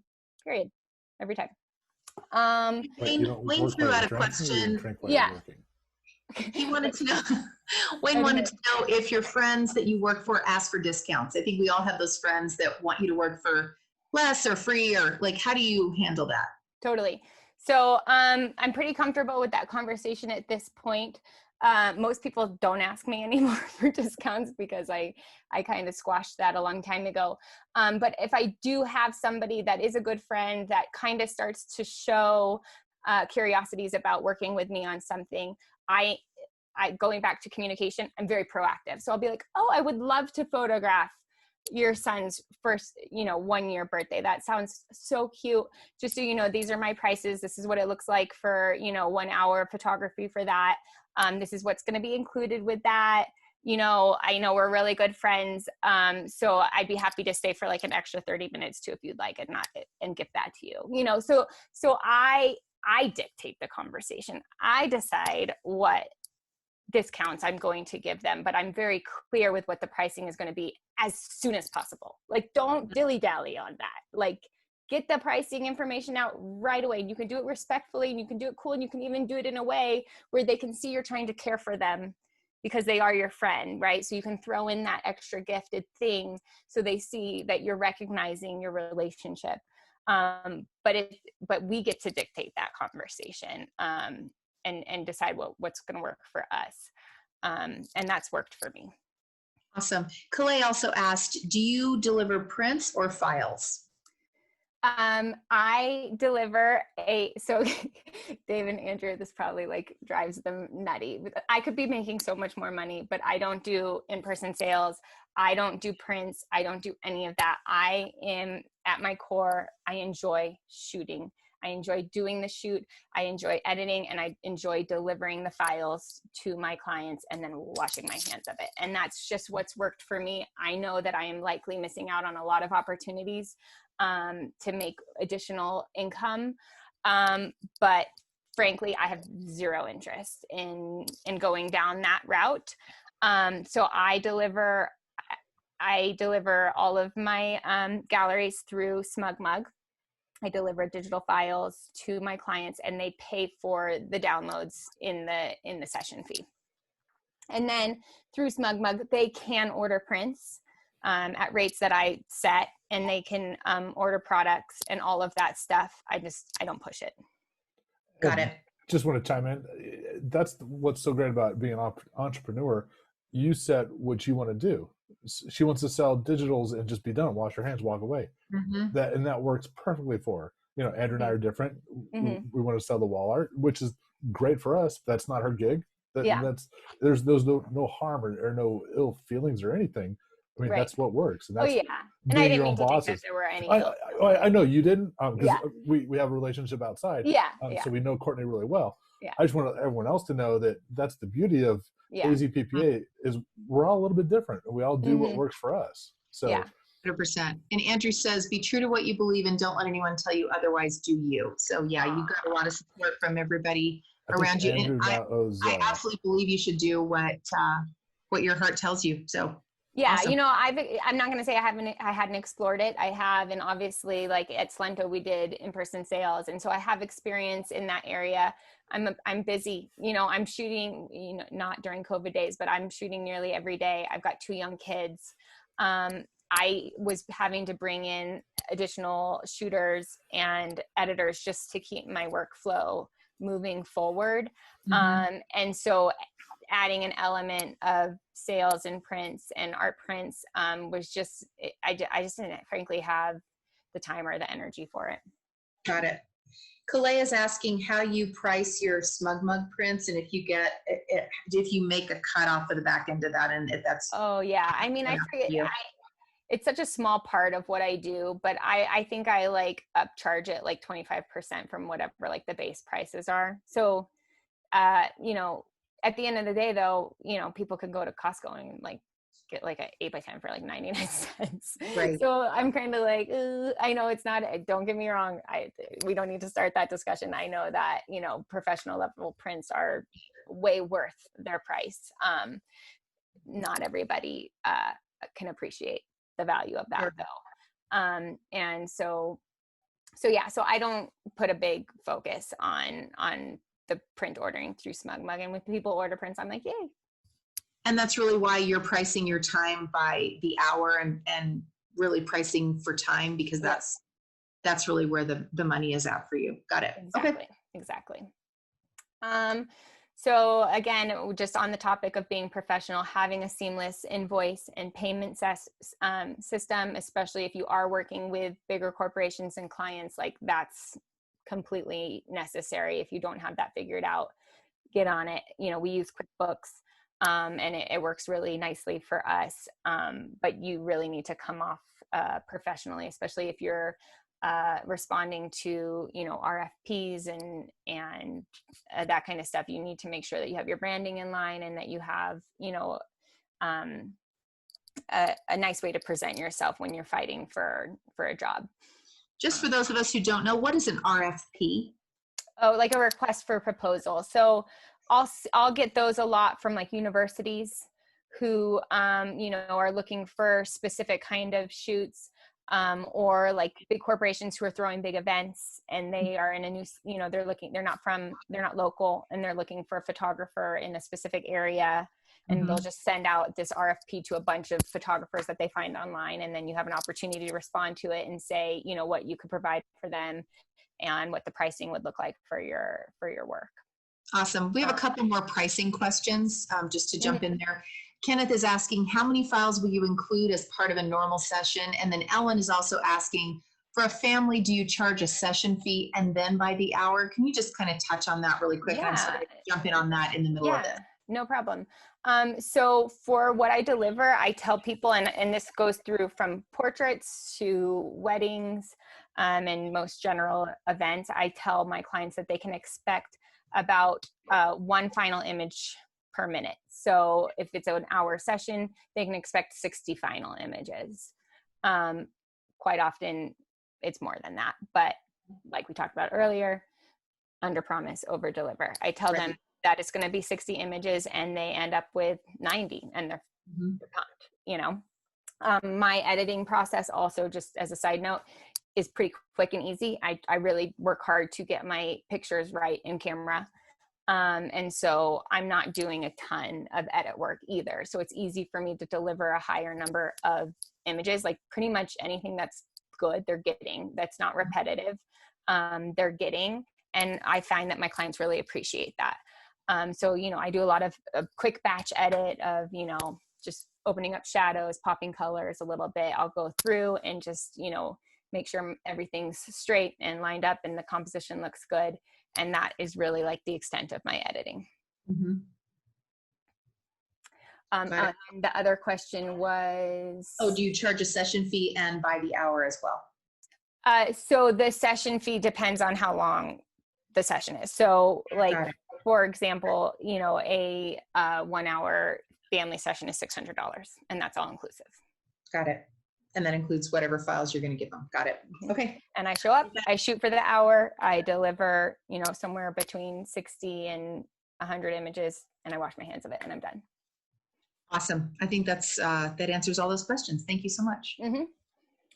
Okay. Back onto the being professional, having a seamless invoice and payment system is important. Presenting yourself professionally in all your documentation and your proposals and your quotes and your estimates, all of that, making sure it's all lined up and looks good is really important to a lot of clients. And often I think that is what wins the job for me. I can speak well if they call me and they have questions, I can handle that. But often I know that just sending a very organized, clean cut, well-branded response to a proposal catches them off guard with a photographer. I don't think they see that a lot in the photography world. And I think that often that is what gets me the job. It's just that I'm presenting myself so professionally. And then don't bring your kids along. I'm a mom, okay, and so maybe this is a touchy subject and maybe, yes, it's a birthday party and you know the family or whatever. No, I can't tell you how many times I have moms, because they're so sweet, that are like, I'm shooting a newborn session, they're like, bring the kids, I want to see them. I'm like, no flipping way. Like, I will not get a single thing done and I won't be able to focus if my kids are there ever. It doesn't matter how big or small the job is. This all goes back to being professional. My kids aren't coming. When I'm working, period. I love my kids to death and I spend lots of time with them when I'm not working, but they are not a part of my job in any way, shape, or form. I love it if you love my kids and you appreciate my kids and you want to see my kids, but if I'm working, they're not coming with me. Be reliable and consistent and answer your dang phone and get back to people's stat. Again, and this goes back to like being professional and having everything organized and responding very, you know, professionally. Answer your phone. I can't tell you how many photographer friends I have that like won't answer their phone and don't call people back within 24 hours or don't respond to emails. It's so simple. And this is why I'm successful. Like, on top of everything else I've told you today, I answer my phone. I'm willing to talk through anything with anybody at any time and see if I can be the solution that they are looking for. When I tell them that I'm going to email them back some details, I do that within an hour. Oftentimes, I'll get an email or a call, I'll respond, and within the hour, I have the job secured. And that tells me that they're not getting a lot of other people who are responding as quickly and as diligently as I am. Because if they were, they wouldn't be able to make that decision that quick. Yeah, it's as simple as answering your phone and getting back to people. And then, yeah, my last note here is just be the problem solver your clients need you to be. That's part of what we do is problem solving. Anytime you're a small business, you are offering a service, and usually the person coming to you has a problem, and you need to fix it for them. You need to not make it more complicated for them in any way. If you make it more complicated for them, you're out, you're done. You've not done your job. So figure out what their problem is and figure out how you can help them with it. And they're going to appreciate that, and they're going to hire you. You know, it's just, I was working with somebody today, and she wanted to go over some details, and she was like, I'm gonna, you know, write it all out in an email. And I was like, don't do that. That's more work for you. Like, just tell me right now, you know, what you need from me, and I'm gonna make it happen. But like, when I said that to her, you know, she was like, oh, dang, thank you, Courtney, because I actually don't have time to write that all out in an email. And I wanted her to see, like, I'm watching out for you. Like, I have your best interest in mind, and I'm here to be a problem solver to help you do your job better so that you look good in front of your boss. Because when you look good in front of your boss, I know that you're going to come back and work with me again because I've helped you do that. And that's part of what we do. Okay. Okay, so these were just more topic options. What time is it? 8:20. Okay. That I'm open to talking about. I can go through each of them one by one, or we can just, you know, talk about specific ones. What do you guys think? Anybody have any thoughts? Go ahead. Go ahead, Emily. I was just going to say, anybody have any in the chat room? Anybody really want to hear about one specific item? And some of these I've kind of already touched on. But. Why don't you start on limiting thoughts? I think you had something to say about that one. And then somebody really wants to hear about, I think a lot of people want to hear about pricing. It seems like a recurring theme. Yeah. Yeah. Okay, so let's, okay. What do I outsource? I'll answer that real quick. Anything I need to at any point. My goal is always to keep moving and to deliver things in a very timely manner to my clients. That's always been really important to me. I worked with a photographer colleague once on something else, and I couldn't believe it. It took her 6 months to get me the images she had shot for me. And I was like flabbergasted. Is that a word? I was like, is this how you treat all of your clients? Like, is this normal? Like, and especially when you're working with a friend, I would think that you would like try to like be extra impressive, you know, and like who also shoot, I don't know. But anyway, so, you know, making sure that you remain consistent and timely in your deliverables is so important. And so there have been times in my career where I have had to bring in help to ensure that I'm getting my photos out in a timely manner. And obviously I communicate up front when they can expect their images, and I never fail on getting them their images when I say that I will. Mm-hmm. And so there have been times where I've had to bring in editing help to make sure that I am keeping things moving while I'm out shooting. So I'll outsource editing occasionally. Like I said, though, my editing process is pretty simple and to the point. So I've got a few girls that do it for me. They know my style, they know my look, they know what they need to do. They'll come in, and in a couple hours, they'll knock out some stuff so that I can keep things moving. But again, it's important to me that I keep that process simple so that I can bring in help. I have looked into other like the online services that will do it for you. I don't know the name of them off the top of my head. I've tried a couple and I ended up always having to like re-edit them myself. They did such a horrible job. So it's been easier for me to find people who are excited to learn and get out there and work alongside me and have them come to my to my office and do the editing for me. I've just found that to be just a better process than sending it out to a company. So I outsource editing, and then, what do I pay for outside editing? You know, I have a whole contractor payment sheet that I will make available to you guys after this, so you can see what I pay my contractors. Because I pay second shooters. Oftentimes if I'm double booked, I will send other shooters out to lead shoot on behalf of me, and editors, and I've got some videographers on the team now. So I'll show you. And then I just have some people that help me with like style, like for like some of my food shoots and stuff. Like I'll bring in stylists, I have people who help me, and these are all contract employees. So I've found them, I've networked, I've met them. I'm like, you're a cool creative, you have something really cool that you can offer me, and I have work I can offer you. And so together it's a win-win, right?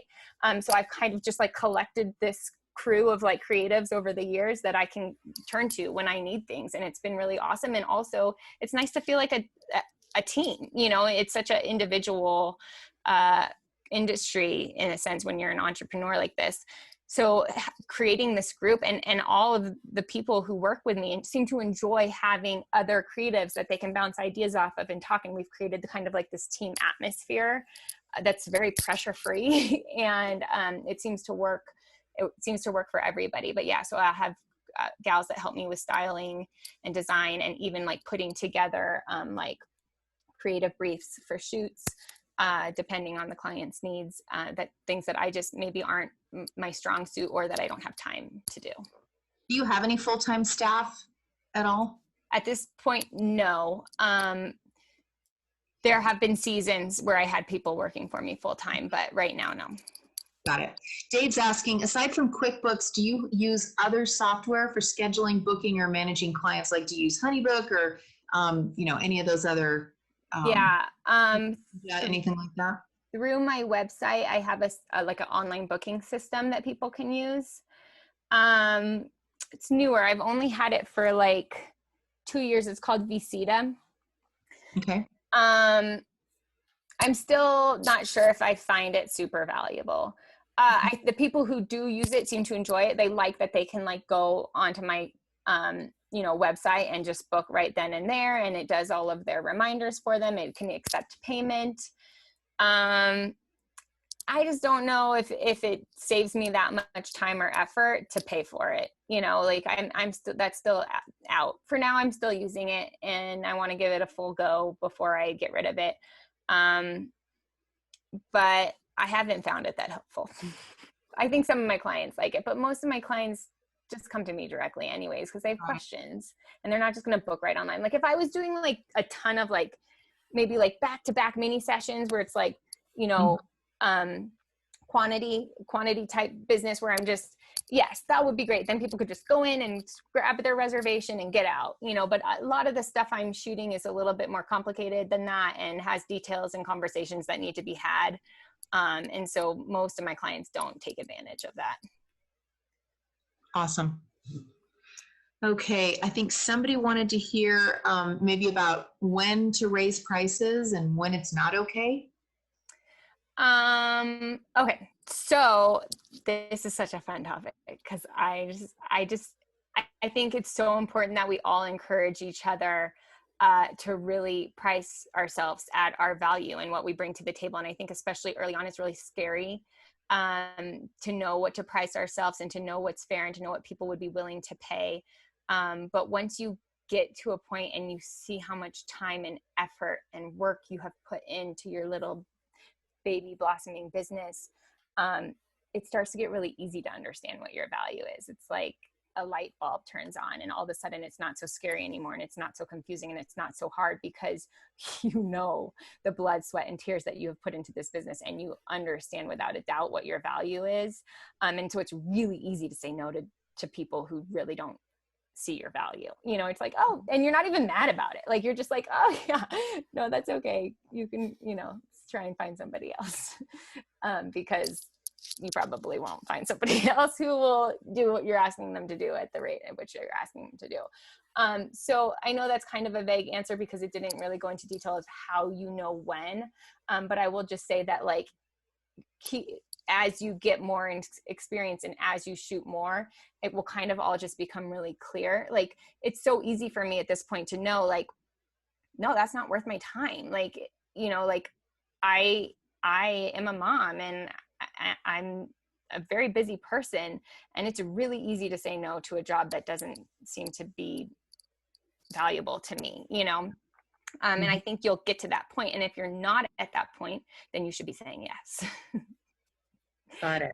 You know what I mean? Like if you're like, wait, I have the time, and yeah, maybe I think I could get more for this, but I have the time, and it's a portfolio builder and it's experience, and there's value in all of that. And I will say yes to that. And then there becomes a point where you have to stop saying yes to those things because you're too busy and you can't. Couple of questions. Do you use any of the PPA materials in your marketing? You know, like the See the Difference campaign or the, you know, the print campaign that they put together. Are you using any of the PPA stuff in your marketing? You know, I have not taken advantage of that yet, but I should definitely look into it. And one other question from David. Here's the question. Are you relying on your clients to do their own printing? If so, does that reflect on your perceived quality? I think you touched on that you use SmugMug and they print and yeah, but people have their digital files, so technically they could print however they like. And you know, David, it's a really good and important question. And have I had moments of frustration when I see how poorly some of my clients, you know, handle those digital files and those prints? Yes, that can be really upsetting, but that's also on me to communicate beforehand the best practices of what to do with their digital files once they have them, to get the most out of their prints. So I do spend time educating my clients on, you know, if this is really going to be a piece of art in your home, I highly suggest you ordering from SmugMug. I know the rates are going to be a little bit more expensive than something you can find at Costco or somewhere else, but I assure you it will be well worth it because SmugMug does an incredible job with their prints and you won't be disappointed. So I'll have those kinds of conversations with them. If they decide to do it or not, that's up to them, but at least I know I've covered my bases by telling them what the best practice would be. I mean, time and time again, and I think this is just part of our industry, I see people do things with images where I'm just like, oh my God, like they'll like take my image and like re-edit it, like in this weird, like contrasty, like filter, you know, later. And you're like, what, why? But I'm also like, well, if you're happy, and I know that this is like, you know, a touchy subject, but at the end of the day, I shoot for my clients. I am a photographer who shoots for my clients, and if they're happy, I'm happy. And if putting that weird filtery, contrasty filter thingy on their image made them happy, I got paid and they're happy. And it's not the image I'm going to share on my website. I'm going to share the way it's supposed to look. But, you know, I shoot for my clients, and as long as they're happy, I'm happy. Perfect segue into this next question. Do you encourage clients to mention you when posting their images on social media? And do you provide smaller watermarked images for clients to post? Are those things that you do as part of your service? Can you ask the first part of that question again? Of course. Do you encourage clients to mention you? So when clients post stuff on social media, do you ask them to tag you or identify who the photographer was when they post? Okay. I do not. And do you do watermarked images for them? I do not. Okay. You just file and they decide what to do with them. I believe that I'm providing them a product that they have paid for, and they are able to do what they want with it outside of reselling it. Obviously, if I heard of them trying to resell my imagery in some state, and for my bigger clients and my bigger contracts, that's all written out that they are absolutely not allowed to resell the imagery. But, you know, with Instagram and social media, could I be getting, you know, more likes and more interest and more, you know, visuals on my stuff if people tag me? Absolutely. Could I enforce it more? Yes. I find most of the time my clients do it anyways. And if they don't, I don't really sweat it. You know, I'm busy and I'm working, and social media is such a small part of where I bring in my clients from, that I'm big on not sweating the small stuff. It's what keeps me sane in my business. And there are just some certain things that I've had to let go of in order to keep moving forward and not have a ton of like stress and anxiety. And that's one of those things that I've decided to just not stress about. Is there a marketing strategy or a marketing thing that you do that has really, really worked well for your business? Like a certain avenue that you've taken that really, okay, yeah, for sure.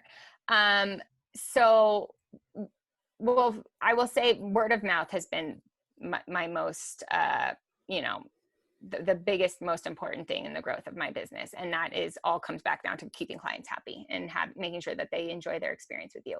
So there's that. But, you know, as I got bigger and the wheel started turning more consistently, I did start to explore more, of saying yes to like nonprofit organizations, which early on I was like not completely, but I just knew they just knock on your door all the time when you're a photographer. They're like, and ask you to shoot for free, you know, like, and when you're growing, it's annoying. It's like, no, I don't shoot for free. Like, I understand you're a nonprofit and I love that you're supporting something important, but like, I can't shoot for free. And so for so long, I had like such a bad taste in my mouth with these nonprofit organizations that like, I was so bothered by them. And then once I started getting busy enough though, and had that moment of, okay, now I can like readjust and create what I want out of this business because it's flowing, it's going. That was a really great time for me to actually look at what nonprofits could do for me and help me in my business. And now I have some terrific, very important relationships with some very big nonprofits that all started with me being able to say yes to some lower paying jobs that have led to much bigger paying jobs.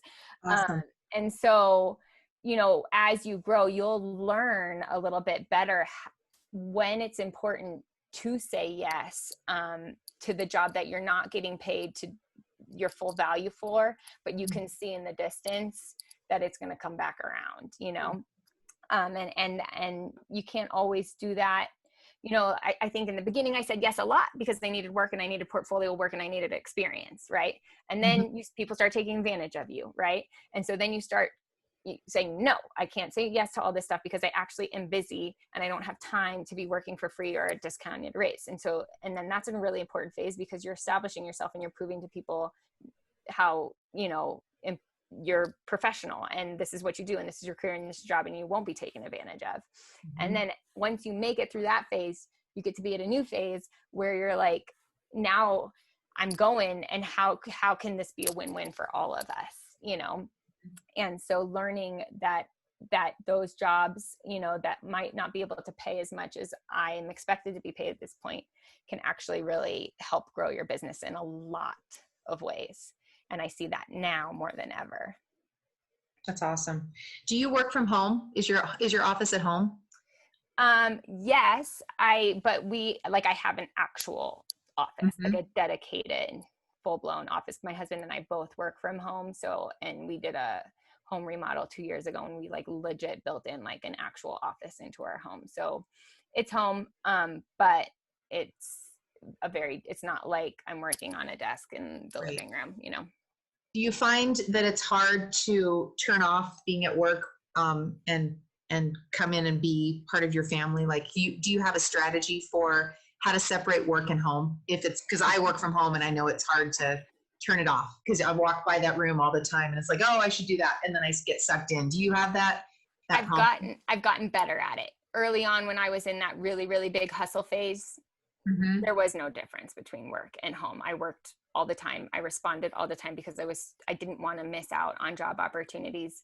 And that was hard because my babies were really young. And like that was around the time where I was like, I quit, you know, like, but as I've gotten more experience, I've found a better, more comfortable flow. And I'm established enough that people know what to expect of me. And so if I don't respond within the hour, they're confident enough in me to know that I will respond within the day or so, you know what I mean? And so, it's still hard. And my husband, now runs all of my books for me because it just got to be too much. So I brought him in about, 5 years ago. to run all of my invoices and payments and accounting, and he does all the taxes stuff. And so on top of, me working from home, my husband now works with me also. And so often, yes, it's dinner time and we're talking about, invoices that need to be made and different things that we need to be doing for my business, and we're eating dinner and the kids are there. And so it's impossible to hide from it. You're a small business owner and it's a big part of your life. But I have gotten better at, shutting it down and not feeling like I have to hustle 24 hours a day, 7 days a week. That has left, and that feels really good. Awesome. David Lloyd asked, did you create a business plan or just go for it? It sounded like you really, really focused on having a business and knowing what a business needed. So I feel like you probably did have a business plan, but what do you think? What was the answer to that? I'm actually sitting here trying to remember. I mean, I feel like I would have put together a small business plan, at least, and especially in school. I think they worked with us on that a little bit, of what that would look like. But I don't know that I really used that. I went for it. I jumped off the freaking high dive, and I learned as I went, and I figured it out as I went, and I brought in the tools I needed as I went, and fake it till you make it. And for the first 2 or 3 years, I really struggled with obviously with calling myself a professional photographer, because I really felt like I hadn't earned that badge yet. And I'm okay that I didn't do that, but I still worked my ass off, and I still showed up, and I shot, and I made money, and I did all those things. But there just became a day when I was like, I'm here. I've made it. I've earned this badge now. And now I can confidently say that, and I'm organized, and I've done all the things, and I've got everything dialed in perfectly. But it was fluid. It just kind of all happened. And as I needed things, I created them. And some things I did, and then I didn't need them. And and that reminds me of my failure story. We still want to do that one. Yeah. And we also want to hear what badge you're going for next. Where do you see your business in 5 years, and what is the vision for the future what's the brass ring that you're reaching for next? I think that I might be ready to specialize a little bit. I hate the idea of limiting myself. For whatever reason, that freaks me out. But I do think I'm tired.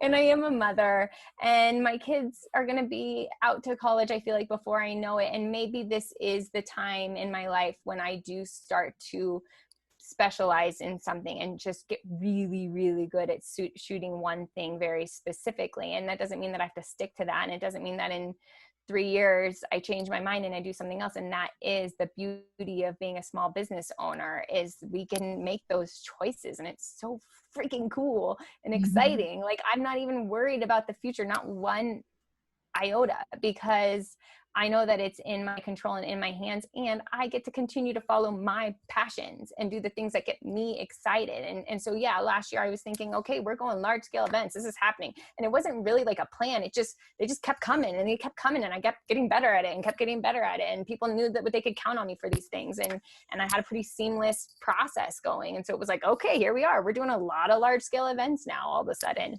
And then COVID happened, and so it's not like my heart was set on it. It's not like I was like, this is, really what I'm passionate about and excited about. It was fun and exciting. But I'm not heartbroken that I have to pivot away from that now. I'm actually just kind of more excited, okay, but what do I want to do? And I have that ability to make that choice and define it. I love enthusiasm. That's so fun. Clay asks, do you shoot tethered on corporate gigs when working with a team? And if so, do you use Capture One or Lightroom? I don't shoot tethered ever. I have played around with it a little bit. If I'm working with a client and they want to follow along, I use the Nikon app. I'm a Nikon shooter, and I shoot directly to an iPad where they can follow along on the iPad. Okay. Very cool. Okay, your failure story. Let's hear it. Oh, okay. So this is a tough one, guys. This one hurt big time. So I'm going to share with it because I'm all about being vulnerable. We love that. I think it's an important part of self-growth. So I'm going to share this with you, even though it's hard. So somewhere, and maybe you can learn something from it too. Somewhere around, I don't know, year 3 or 4 of me shooting weddings, and anyone who shoots weddings knows it's a big deal. It's not something that should ever be taken lightly.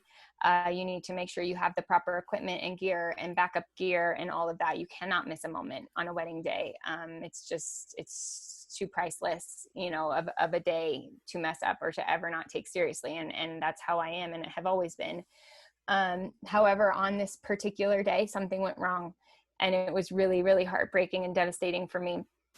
And so I'm shooting a wedding. Everything's going great. I've got beautiful images. I do everything like I normally do. I get home always when I get back to the office, no matter what time, if it's 1 a.m., 2 a.m., I get those images off my cards and backed up and into safe spots as quickly as possible. It's always been, part of my process. Well, one of my cards, the images, it was corrupt. It had been corrupt. Something went wrong. I was not able to pull the images off this card. I was starting to wonder, like, what did I even use this card? Like, what's going on? I think as photographers, maybe we've all had some kind of moment where we're like, what happened? And I'm exhausted, right? I've been shooting for 8 hours this wedding, and I see right away that, I don't have the images on this one particular card, and I don't even know yet what images were on that card, so I'm starting to go through as I upload the whole day of what am I missing, what was on this card. I'm starting to like panic and freak out. And at the time I was shooting on a camera, I love an amazing camera, the Nikon D700, but it only had one card slot. And so I had one copy of these images and no backups, right? And so I'm starting to panic and freak out. And of course, first thing in the morning, I'm calling these numbers I can find, or these companies that can get images off of corrupted cards, and I bring it to a place. They can't help me. Long story short, it turns out that that it had corrupted. There was no way to get the images off. The card was broken, old, whatever, who knows what happened. It's technology. These things happen. It's part of what we do. And because I knew at the time that I didn't have a camera that held 2 memory card slots, my strategy at the time, because I couldn't afford another camera with 2 card slots, was to shoot on a lot of cards throughout the day. And so I would shoot on like 8 giggers, and I was changing my cards out more often. But the strategy was that way, if something did happen, I wouldn't lose the entire day. I would lose just a portion of the day. So thank goodness that was the case, because I only lost like an hour and a half of the day. I had the rest of the images. Silver lining, but still awful, horrible thing to lose any amount of images from a wedding day. And I'm like, as you guys have seen today, like it is so important that I deliver to my clients, and I'm so passionate about what I do, and I care deeply about them. And so for me, I was the most upset that I was disappointing my clients in losing these images. And I just knew straight from the start, I just had to be completely honest. I had to come forward. I had to tell them what happened. I had to look them in the face and tell them that I lost an hour's worth of their wedding day images, and part of me was like, well, I wonder if they'll notice, like that's an hour of an 8-hour day, but of course they would notice. And of course the right thing to do is to talk about it, but you're scared and you can't believe that this has happened. And I remember I went for a full 48 hours. I was just like blank faced. Like my kids are like, Mom, my husband's like, Court. I'm like, just so freaking disappointed in myself. What could I have done differently? How did this happen? How am I letting down my clients in this way? And, thank goodness they were really cool about it. They were really, really cool about it. But they were still bummed. They were still obviously so bummed. It was an hour of the day where it was part of the day where I had been with the bride in her getting ready room. And so it was pictures of her and her girls getting ready, some pictures with her grandma that would have been really important. I did get more, and that's another thing about weddings is like double up on your pictures. Like don't just get one picture of bride and grandma, you know, get it every opportunity you get throughout the day. But so I did have other pictures of her with her grandmother, but you know, there was an important part of the day, and I lost it, and I missed, and there was absolutely nothing I could do to bring it back. And I felt awful and horrible and brokenhearted. And it was in that moment where I was like, why do I do this? Why do I put so much pressure on myself and take pictures of these events that are so important that I mess up one time and look at what I lose. Like there's so much to lose. And like, why am I doing this to myself? You know, and you start to second guess, like the pressure's too much and I don't have to do this. But at the end of the day, I loved it. And how special to be a part of a wedding day. So you're hanging out with people on like the coolest day of their life, and you get to be a part of that, and you get to capture it, and you get to make it better and awesome and fun. And so, you know, I'm so glad that I was able to recover from that and get back out there, because I really considered not after that, because I was so disappointed in myself for letting down my client and losing their images. I gave him a full discount. I mean, a full, what is the word I'm looking for? Refund. Thank you. I gave them a full refund. I did not make them pay for a dime of their wedding because I felt so awful, and I knew that nothing I could do would make it right or better, but that was the least I could do.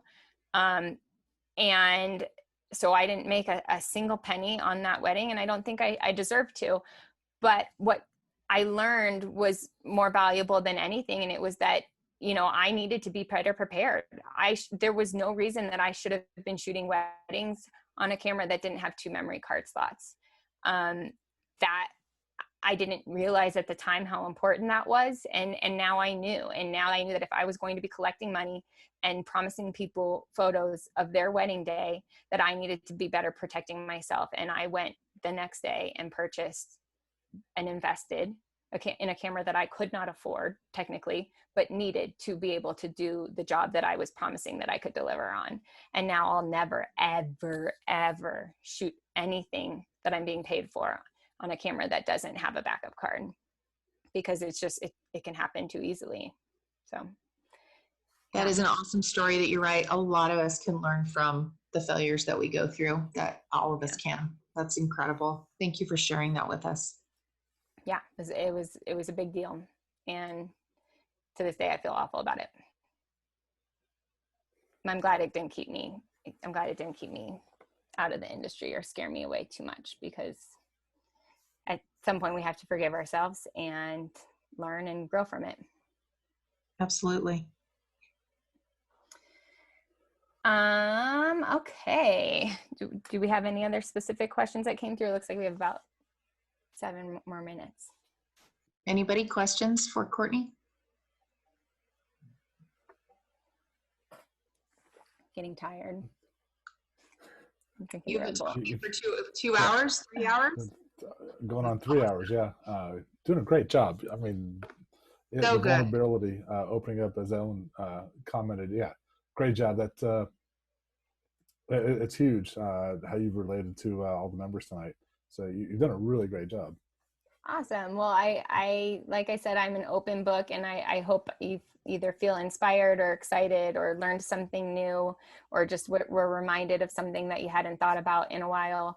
But like I said, I'm an open book, so please don't let this be the end of it. I mean, I am looking forward to when we can all meet in person again. That will be an exciting day. But in the meantime, call me, text me, email me. I am all of your biggest fans. Like I'm constantly rooting for my colleagues. I want to see everybody do well and be successful in this industry, because I believe in this industry with all that I am. And I hope that it's a strong industry. And if my kids decide to get into it one day, I hope they walk into an industry where they feel supported and surrounded by people who want to help them grow and learn. And those are the people that have helped get me here. And I just want to pay it forward. And, I'm just really big on the community over competition thing. I think together we can make this industry something really special, and I'm here for it.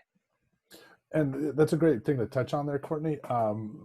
AZPPA in general at our meetings, we're trying to promote the community. We're an open book. A lot of us on the board and a lot of the members have been here for a while. Inside those meetings, we're open book. Talk to us if you have a question, a technical, a psychological, a sales tool, anything. It can be really intimidating early on, and nobody likes to be the newbie or the person who doesn't really know or who might be asking the dumb questions, but like we all have to start somewhere, and I've always hated that when people make people feel foolish for asking questions and trying to learn and grow. That's how you get started. And so whenever I have anybody come to me with questions, I do whatever I possibly can to, provide whatever insight I have on that topic, because I've been that person. I've been that person who feels dumb or stupid and it's not fun. Like, who wants to make people feel that way? So, I just always just try to create a very collaborative environment, even for the people who work with me and for me. I learn from them all the time on things, and together we're all stronger together.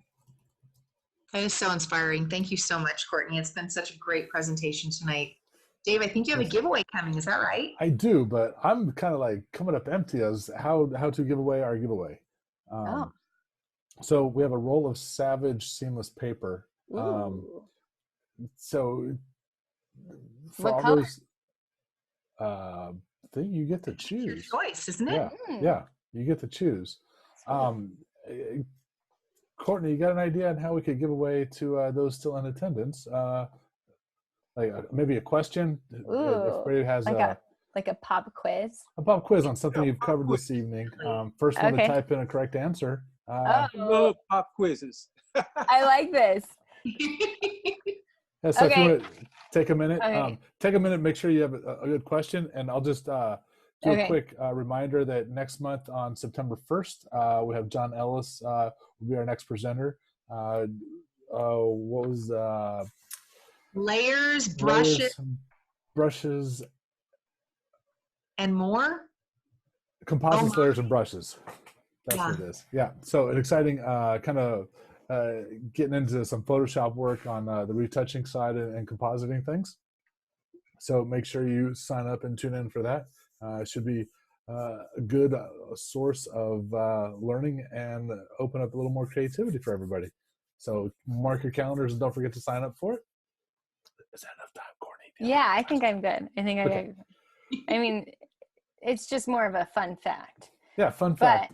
Whoever types in the first in the chat, type it. First person to type the correct answer, we'll email you a certificate to redeem with Savage for a free roll of paper. Seamless. So fun. Okay, so who can remember what I said was the amount of money of the loan I took out when I first started my business? Ooh, I remember this. I remember that slide. $10,000. Whoa. The numbers came out flying. Guys. 10,000. Good listening. Andrew. You know what? I'm going to say he's on the board. He doesn't deserve it. So next one. You don't need any paper. I should have typed mine in. Let's say it looks like Kalay's got the next correct answer. So, all right. Awesome job, Kalay. Great for paying attention. See? Yeah. You guys were all paying attention. Wait a minute. How come I got disqualified? That's not fair. Thanks, guys. That's so awesome. I have my 7-year-old. Poor Andrew. My 7-year-old beats him in the chest. I got him on the paper. He just can't win. I know. Andrew, you can have the paper if you need some paper, but I love me some seamless. Not fair. You're so I'll send you the info on it, Kalay. Great job. All right. Thanks. Well, Courtney, thank you very much. It's been a very enlightening, informative evening.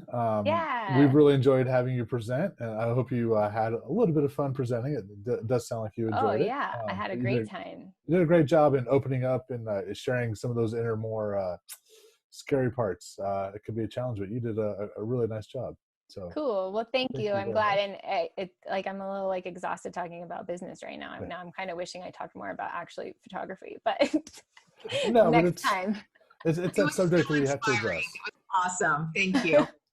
Awesome. Well, thank you guys so much for having me. I really appreciate it. It's really an honor to be able to speak in front of all of you. So thank you. Yeah, you did a great job. Great, Courtney.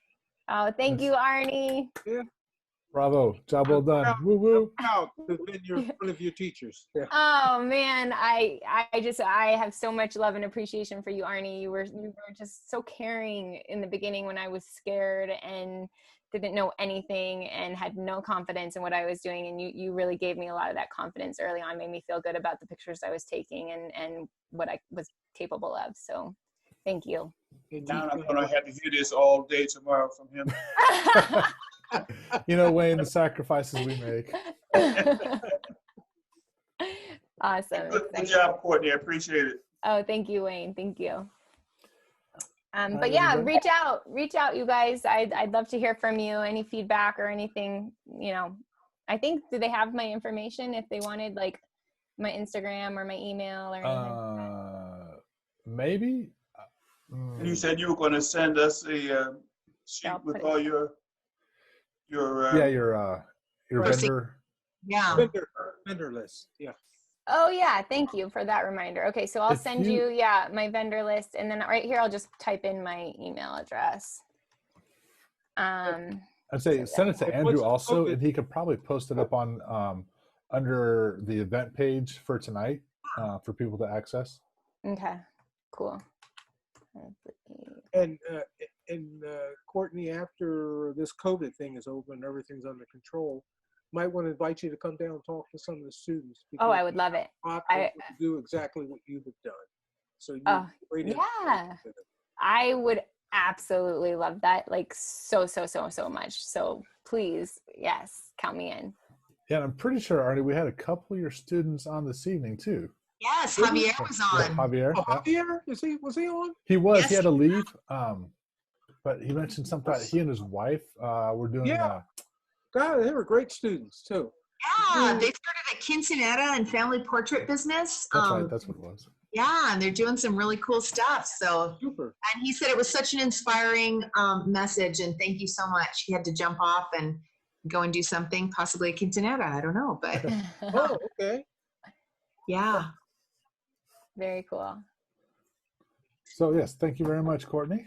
Yeah. If you want to send that info to Andrew, and he Okay, can I'll get do it that posted. right now, so I don't Okay. forget. So I'll just, Andrew, I'll email you over my my contractor payment sheet so that people can check it out. I think I pay them fairly. You guys can tell me. You just want me to email it to everybody, Dave? Or not everybody, but everybody that was on the call? Oh, I say, can you put it on the AZPPA website under her event page, Maybe let's just email it to the people. or just email? Okay, that's Yeah. fine too. Yeah. Okay, cool. All right. Ooh, Well, thank you, Wayne's everyone. drinking. Now I need a glass of wine. It worked out just right. I like it. Empty. I think it started full too. I love it. I've been I watching think it. I earned one. I'm gonna go have one too. Yeah, you did earn one. You earned two. Woo!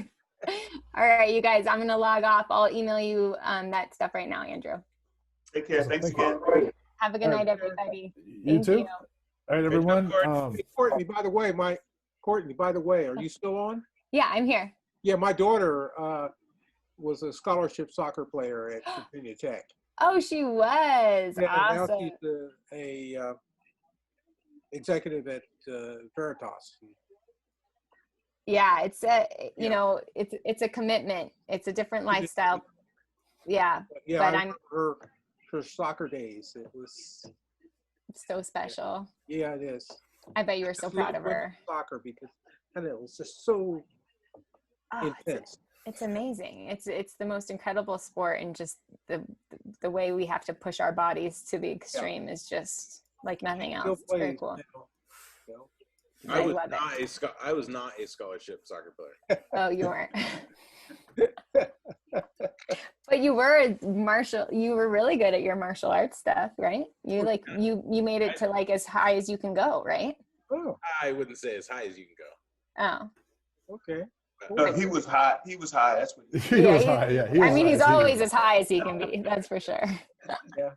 Wayne, don't tell my secrets. That's just you and I on Thursdays. Okay, good. All right, everyone. All right, see you guys. Well, I'm going to sign off and Everybody, close her down and be see everybody safe. September 1st. Bye, you guys. Have a good night. Keep Good night. smiling. Hang in there.